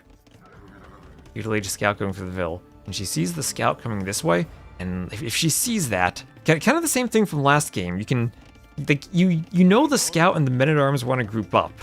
So unless someone's trying to be sneaky and deceptive with the scout, you can usually tell the men-at-arm positioning by the scout movement, and she saw it coming down here. And this is like, everything should be cluing her in to the fact there's no fire galley yet. The scout's over here, like men-at-arms are gonna be here, there they go from the shadows, and that could be 2 dead Vils for her. Let's see, it's probably gonna be 1 dead Vil. Fire's gonna try to trap. And she's gonna get walls up as best she can. There she goes. The spear is, oh, the spear saved both Vils. Both Vils escape 1 HP each. Oh, 1 HP each, and she gets a wall up. How did they survive there? That spear, most clutch spear ever. Saves both Vils. So fire going for a demo. We'll try to demo hit the fish. And Gabi needs to make sure that she does not overchop. I'd honestly be tempted to place a house foundation here right now. I mean, you can prevent yourself from being housed too. She needs a house. Like house right here means that once that tree is chopped, the men-at-arms don't get in. And she will need another lumber camp. At least she has an archer on the way out. And has to micro the archer back. Does in time. Spear's still out here. Scout will spot the Vils out on the deer. Steal a turkey. And demo in the dock doesn't kill any fire galleys. Doesn't destroy them. But very low on HP, and I don't think there's a repair Vil there for Gabi anymore. Map is unplayable, no neutral islands. Yeah, is that story much older? The transport garrison space is new. Neutral island story is Voobly days.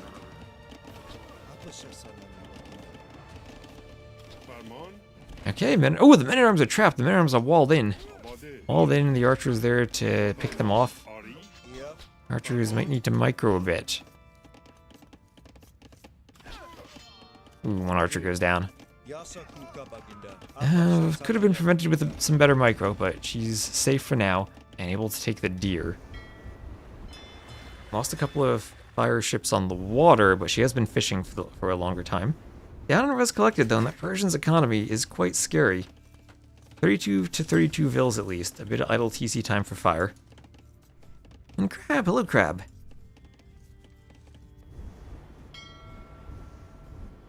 And there are fishing ships finally going down, but not much fish left, only 95 food. And I guess at this point, do you spend 75 wood on a fishing ship for 95 food? Probably not. So you don't really need to fight anymore. And maybe we'll see late game some cannon galleons in the water again. But for now, Gabi content just to go forward. Doesn't have fletching yet. Fire himself has a range and will start making skirms. At least there's some good HP on the scout still. And Gabi can come forward and hit this. Actually, you know, he's going archers. Ooh, she takes a poke. Ah, that hurts when she needs the scout against the archers. But we'll have more archers on the way over. Fletching on the way. And she's just going to kill the sphere. And try to get probably a couple of groups around. And be aggressive again. An arrow from a hunter villager? I don't think so. Alright, and she's being aggressive. We'll have to pull that archer back. Ooh, staying overly aggressive a bit too much. Trying to get more archers in from the side. So this is again a situation Fire could see the deer getting pushed in the fog of war, and the scout would again reveal the army.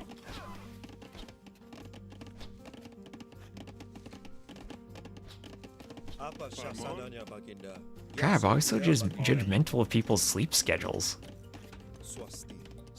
Sometimes people just want to watch some Age of Empires at 3 a.m. Okay, so archers from Fire, he is coming forward. And does Gabi have anything to defend? Double ranges, actually, double ranges. And Gabi will lose a couple of vills to this. Fire looks like he was just housed briefly. And Gabi will throw down a panic tower on her gold. Still forward with some archers. Looks like she cleared Fire's army, and she's going to force Fire into skirms. So microing in several places all at once. And she's going to be forced back. Down in vills now, 38 to 40. Fire still has one, and then a second fishing ship. Really, he's adding more fishing ships. Unless he's going to do fish traps, which would kind of be surprising to me. They're very vulnerable in the mid-game. Gabi's still with an archer in the middle, more at home. And 11 to 9 military. Feels like with 2 ranges, she's also in a good position to pump out more military.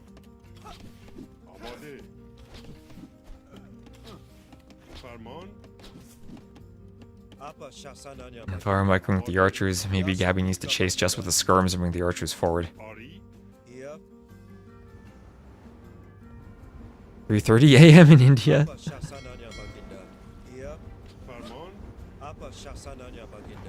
And skirm's picking off the archers. So military count evens up now. And now going forward, who do we like more in the civs between Malay and Persians? Feels kind of even so far. Just the Persians pulling ahead in vills. That Jaguar going to take a bite out of some skirms. Lang set. Null set.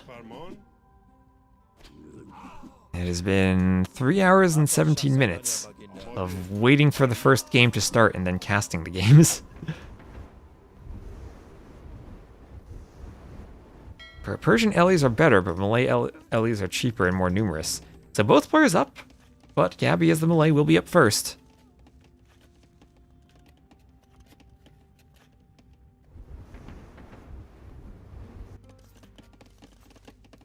We'll try to pressure, has archers all over the map.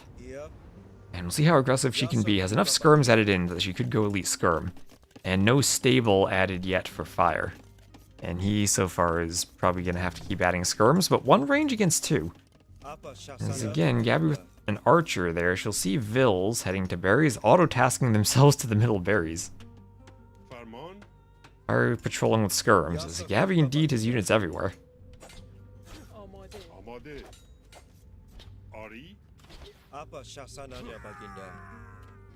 As I think chat's description of Gabi's playstyle as Galadriel if she took the ring continues to hold true. As these skirms and archers will come forward and force Fire to quick wall.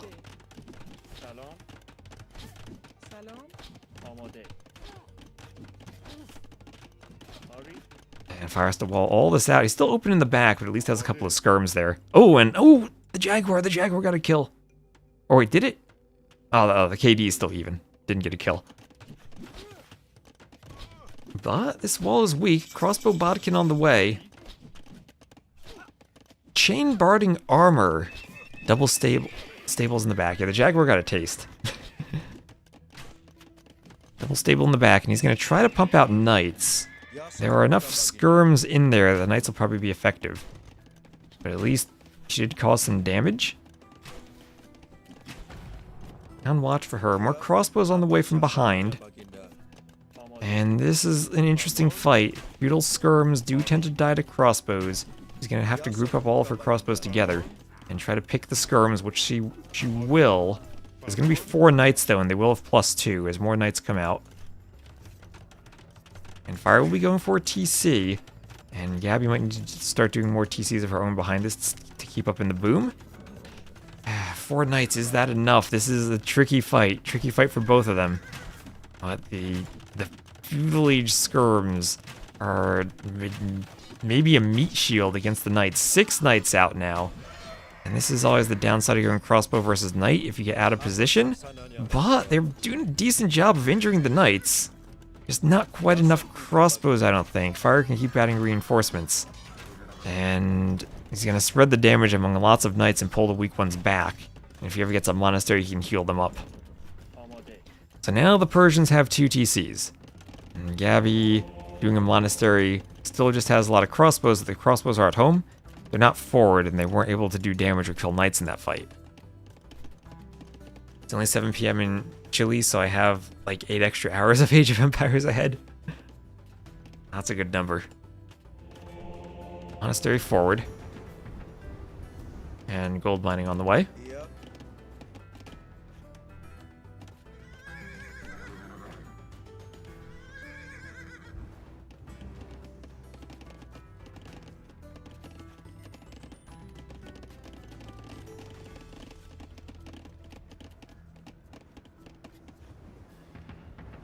And bloodlines for fire.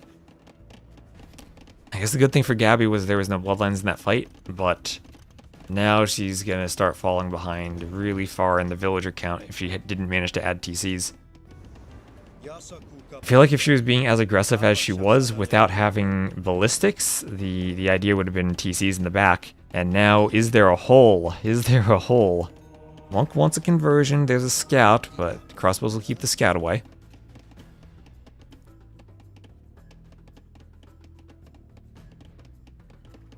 Yeah, remember, Persians were Fire's first pick for a reason. Yeah, especially since the knights do have +2 attack against ranged soldiers. It's tricky to go full crossbow against Persians. And 3rd TC for Fire. He is booming comfortably. And up by 12 vills already. That's only going to keep increasing. Gabi going for a 2nd TC. We have to wonder if that's going to be too late now.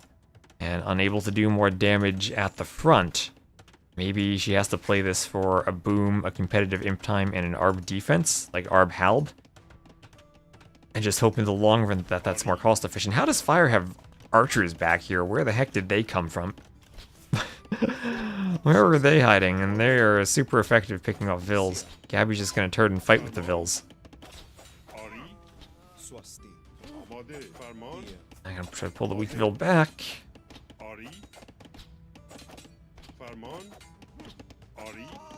And the archer's down. But 2 TCs is not going to hold a candle to 3 Persian TCs.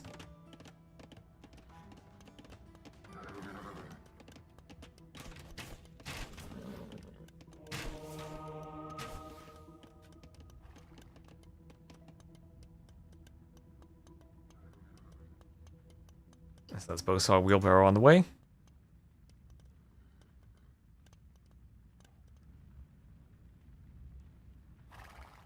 And crossbow mass moving forward with a couple of monks this time. What the? Mangonel killing deer. Fire not liking the deer at the front. 3 monks, 4 monks. And what is in the base? Knights are still there. There's an overchop in the wood line or a hole in the acacia trees letting the knights in. And this is an awkward raid for Gabi. This is awkward. She doesn't have her army back. She was forward and she's coming back to deal with it. The monks won't get a conversion because the scouts there, they go down but need to heal. Monks want conversions, but it might be too little too late now as her eco is in shambles. And Fire now over 1,000 more resources collected. Gabi has a couple of weak vills stranded out here too. Oh, and we have a pause. A brief pause. Hopefully brief. We have a lag from Fire. Gabi says yes.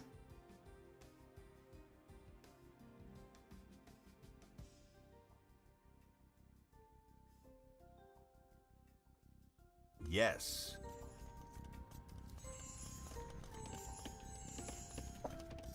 Now okay. Oh, 2 knights attempting to gallop off the edge of the earth. And now Fire coming forward. Knights, monks, mangonels. And oh boy, what type of mangonel shot will we have as I feel the lag? Redemption on the way, but 3 monks here. Sanctity, they have to dodge. They do dodge in time. If there's one thing to help get Gabi back in the game, it's lucky conversions, and maybe 2 mangonels could be converted. And then get a shot on knights and kill the knights. But even then, it's a tall task to deal with the eco difference. As a 4th TC is being added for fire.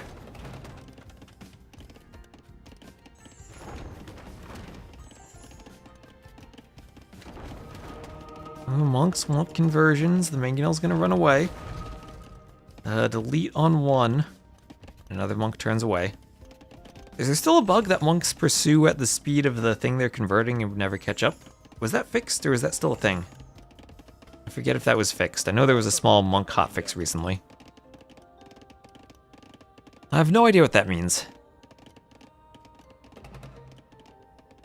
I do not speak Portuguese.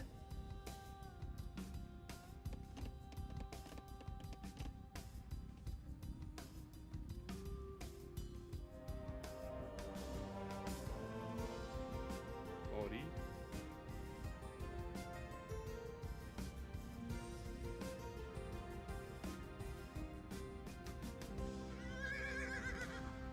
Knights coming over. Monks would like conversions. Ballistics on the way. Okay, a couple of crossbows go down. The monks really want the mangonel, and the mangonel's deleted. Demos in the dock. Fire is ready for some demos. And he is doing fish traps. He does have fish traps.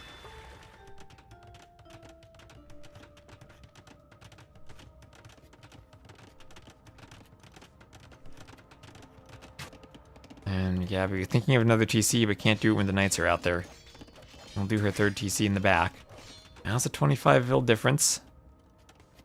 And Imperial Age is on the way for fire. With that castle, Gabi is not going to find damage. Fire is also stonewalling. And pumping vills from 4 Persian TCs. There are still openings that were body blocked.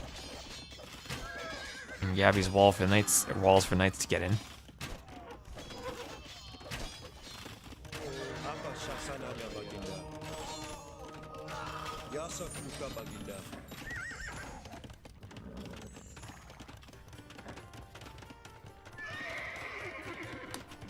Tower defending for now. Monks forward. We've got 7 monks here. With Redemption converting a range. And we'll have Fire doing what Gabi did last game. Building towers. We saw how well towers help defend against crossbow into arbalest pushes. And there's a conversion and a delete on the range. But honestly, this tower kind of stops the push dead in its tracks. Gabi trying to add a 4th TC, catch up in Vils, maybe catch up in Imp with the melee timing difference. Fire at least only 14 military right now to Gabi's 50. So as long as she doesn't throw army, maybe she can hold against the early Imp from the Persians. Kind of gives Fire time to work towards Savara though. She's trying to add outposts. And she's just gonna have to hope that the melee can take a really good late game fight against the Persians. Monks want conversions, and they will get 1. Honestly, that 1 conversion completely changed the fight. Gabi survived for a bit, and she's up to Imp. Here comes some Vils forward. Again, 50 military to 15. Fire might not be able to build the castle right away. Here's Hussar and play Barding armor. He doesn't have much gold. And somehow it's only a 20 Vil difference. And I feel like it should be more. We'll have pikemen for Gabi, and she's ready to go Halb Arb. Fire is going to try to find a spot to do a castle. Gabi's outpost will see the castle. Yes, it will see the castle. And her crossbows immediately head over there. This could be a doubt castle from Fire. This could be a doubt castle. This could be Gabi's ticket back into the game.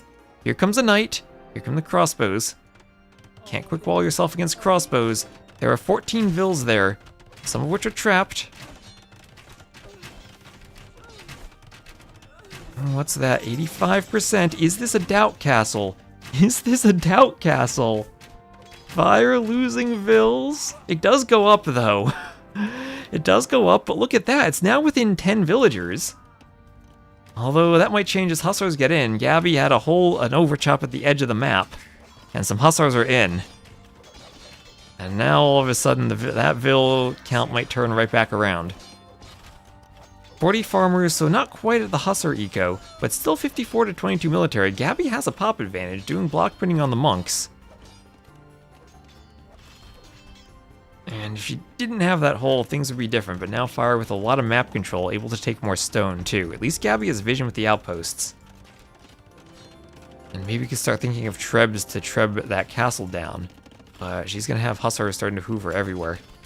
And lost herself a good 10 plus vills in that raid, so 36 to 13 KD.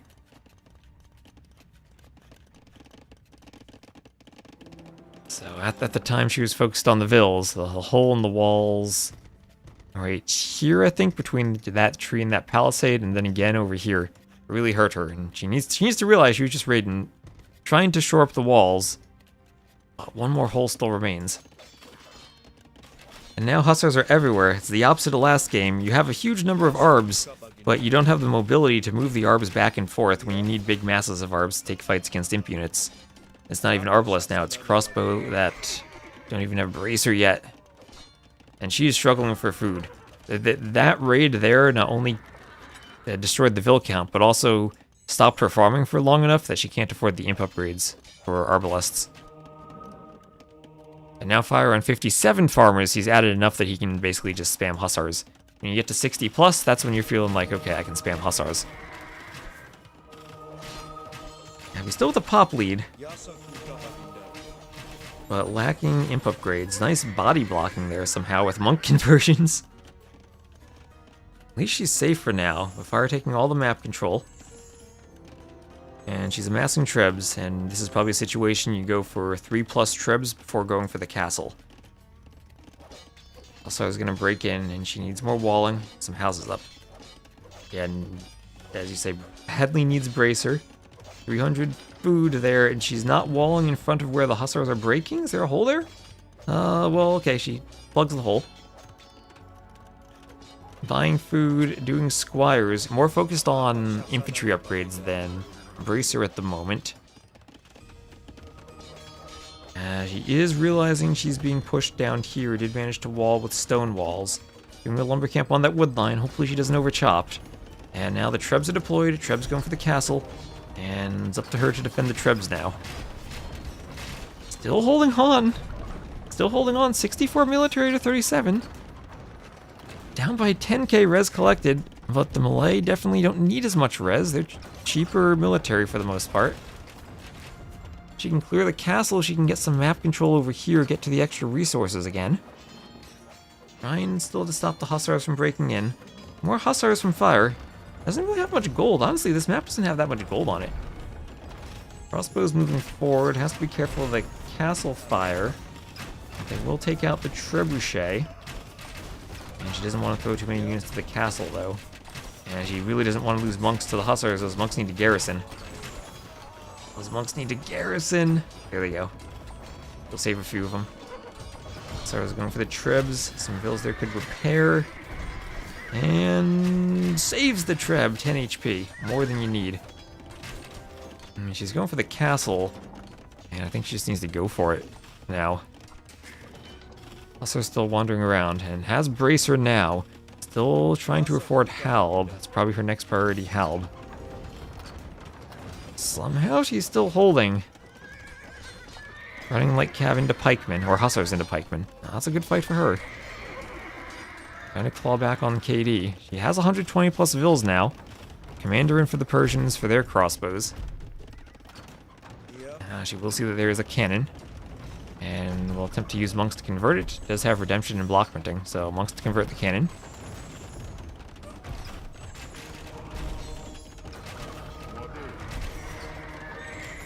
And gets the conversion. Oh, again, we have a cannon galleon, though. Fire with the freaking cannon galleons in the pond. At least monks can convert those. And the castle goes down. And we will have an anti-treb war. More Hussars over here. Gabi at least still has a bit of gold access. Fire continuing to push and raid. Some hand cannoneers out. She can probably just go pure arbalest now and clear that. She's able to get down there. Treb picks the converted cannon. Hussars everywhere. Fire is pop capped. He's going to do Parthian tactics and think about going Persian cav archers. who don't have Bracer against the melee, and Savar. Wait, what? Why is he doing Parthian tactics? That feels weird. Arbalest just about finished for Gabi. And she'll be in a nice choke point here as Arb is done. Monk's in the back trying to get some conversions. Is Fire devoted? He is devoted. Here comes some more pikemen. Savar on the way, Thumbring on the way. Gabi's still down by 14k resources. Hand Cannoneers are going to get in and raid her eco. And Fire should be able to spam and maintain the spam with that much extra res collected. But again, Persians are making a more expensive army than the Malay are.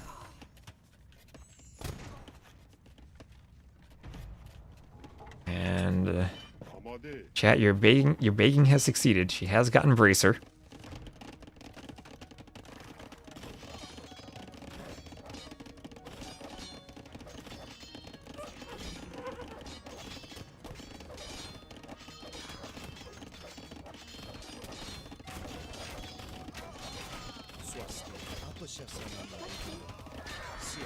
Okay, Castle Fire holding. Gabi's holding in her corner of the map.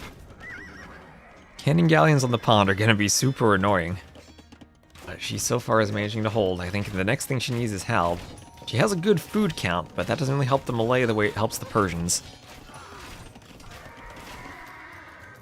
And Fire going for another castle. He will have... Actually, all the gold is in the bottom of the map. That's actually got to be the focus of the gameplay now, the bottom of the map. And Fire moving there.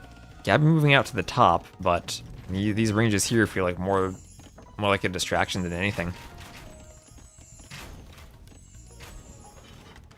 Gabi at 200 pop. Fire's still not at 200. And, well, that is a risky castle. If Gabi can maybe wall behind it. Problem with the castle, though, is, like, Trebs and cannon can be behind these walls. And how far does that castle shoot? Doesn't hit these walls, and as long as those Vils build the walls before the Savars get in, she's fine, and also, more than that, can station her siege behind the walls and take out the castle. And she will be walled, she will be safe. Alright, murder holes on the way. Why not do murder holes? Make sure you extra assuredly can clear the light cav. And here comes the Treb. Savars will be a problem for the Arbs. They only do 2 damage to the Savars, and she still doesn't have Halb. Still no Halb, and Fire going full Savar with some gold to spare. A lot of food to spare, too, if he wants to sell. That Treb cannon deployed on the castle. Murder holes here are still helping the castle defend. I'll be doing the final armor. At this point, what's the food like at the market? That's a university. Wait, that's a university. Double university for Gabi. I wanted to click a market. Does Fire have a market? Yes, he does. Food could still be sold, honestly. And that wouldn't be a bad thing for Gabi, I think. Sell food to get Halb. Oh, she's doing handcart now. She still is holding. Fire doesn't really have siege. I still don't really get the Persian cav archer. He did Parthian tactics for that. And it's there. I think she really needs Halb. Now that she sees the Savars in full. Fire gonna maybe lose some Vils down here. This is a risk to move the Arbs away from the pikemen. But the pikemen mostly coming back to deal with the cav raids. Gabi needs to make sure she's adding more Vils now. She's got 12 queued. And Fire on 140 pop, he can maybe afford to lose a few Vils. And there we go, there's Halb. Now she just needs the attack upgrades for him. And let's see here, scouting needs to see that there's stuff down there. And Fire gonna go for a castle. Again, a castle in a spot that Gabi maybe is able to pick off. And it feels like 74 military to 42. Even with the better units, Fire isn't quite able to take a game-winning fight. And we're seeing how Gabi has mobility with the Arbalests against small numbers of units. She's trying to save that cannon. Finds a nice little nook to hide in. Ooh, this is risky though. I think she needs to run more. Like, she's taking a decent fight in terms of killing units, but it's gonna lose a bunch of Arbs. And gold control is starting to run thin. She'll see the castle there.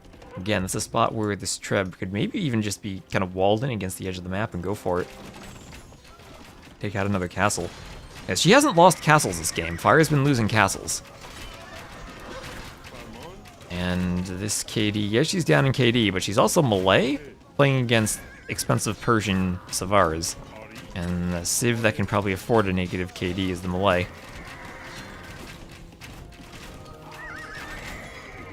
The problem is now she's down to 120 pop, and the Arbs got a bit too far forward, and she lost them.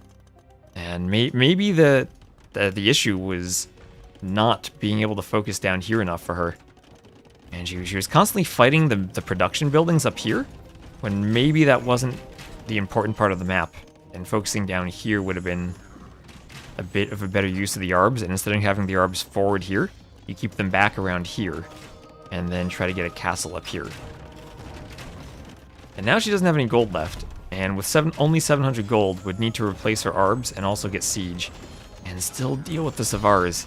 And now we're getting to the point where she's down by over 20 to 25k resources collected, and it's hard to hold on at this point, especially with a negative KD.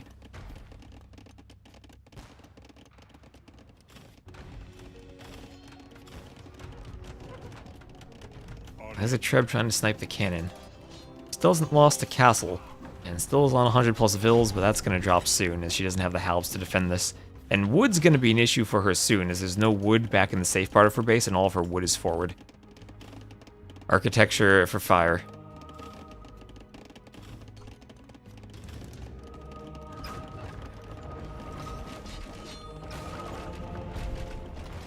And fire even does have one more relic.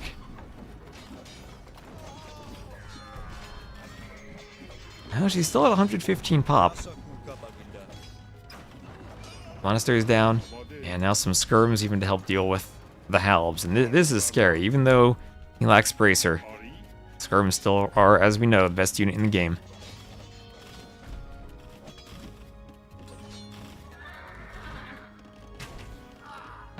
And she's going to try to get a tower up to protect the wood line against the crossbows, so that might be a bit too late as the crossbows come forward.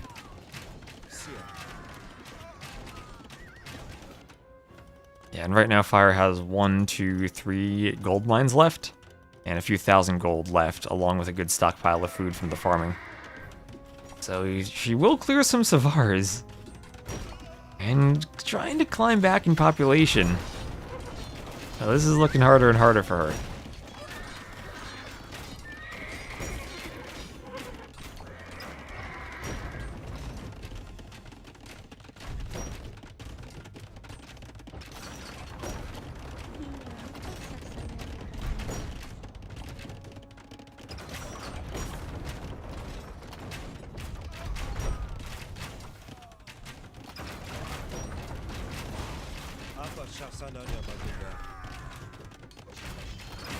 Cannon trying to pick Trebs.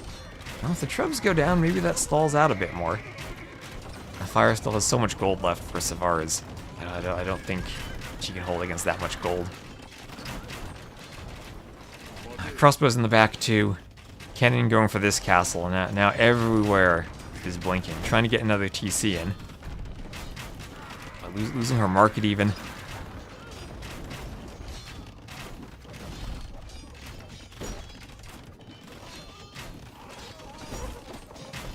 Treb going down, ram push continuing.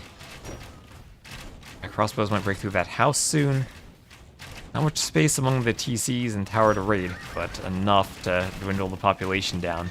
It just fell slightly under 100 vills for a moment. And yeah, 30 hussars in the queue. Those are hussars, not Savars, but now you get to the point where you're measuring how much food you have, not by your food stockpile, but by your hussar queue. He's going to have Citadel's elite cannon galleon to go for this TC. And he can afford to spam hussars all day now. Elite skirm, but even the best unit in the game might be too little at this point. She is desperately trying to hold on.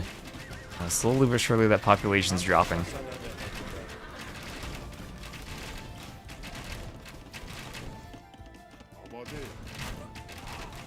Arabs need to dance against the cannon while also killing the crossbows. Tough task for them as more crossbows come over and hit the vills under the TC. There is Elite War Elephant for fire. As the Cannon Galleon continues destroying the TC, and the Hussars keep moving in.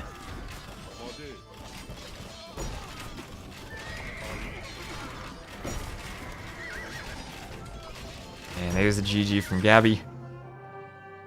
And Fire will qualify for gold, and Gabi will be in silver. As he wins 3-2 in, honestly, an amazing set. That was amazing for Gabi to hold on that long when Fire had such a huge eco advantage. And I feel like that the game, though, was lost in that Castle Age transition, when maybe she just wasn't up fast enough. Maybe she just overstayed her welcome being forward without enough ARBs. Maybe she should have added TCs when she was forward. But losing all the ARBs forward while Fire added TCs and she didn't put her pretty far behind. And weirdly enough, the Vil count wasn't even that different for a while. She fell behind by like 20 to 25 Vils, but like got Imp and managed to take a Vil lead pretty quickly. But by that point, I think the eco difference was too big.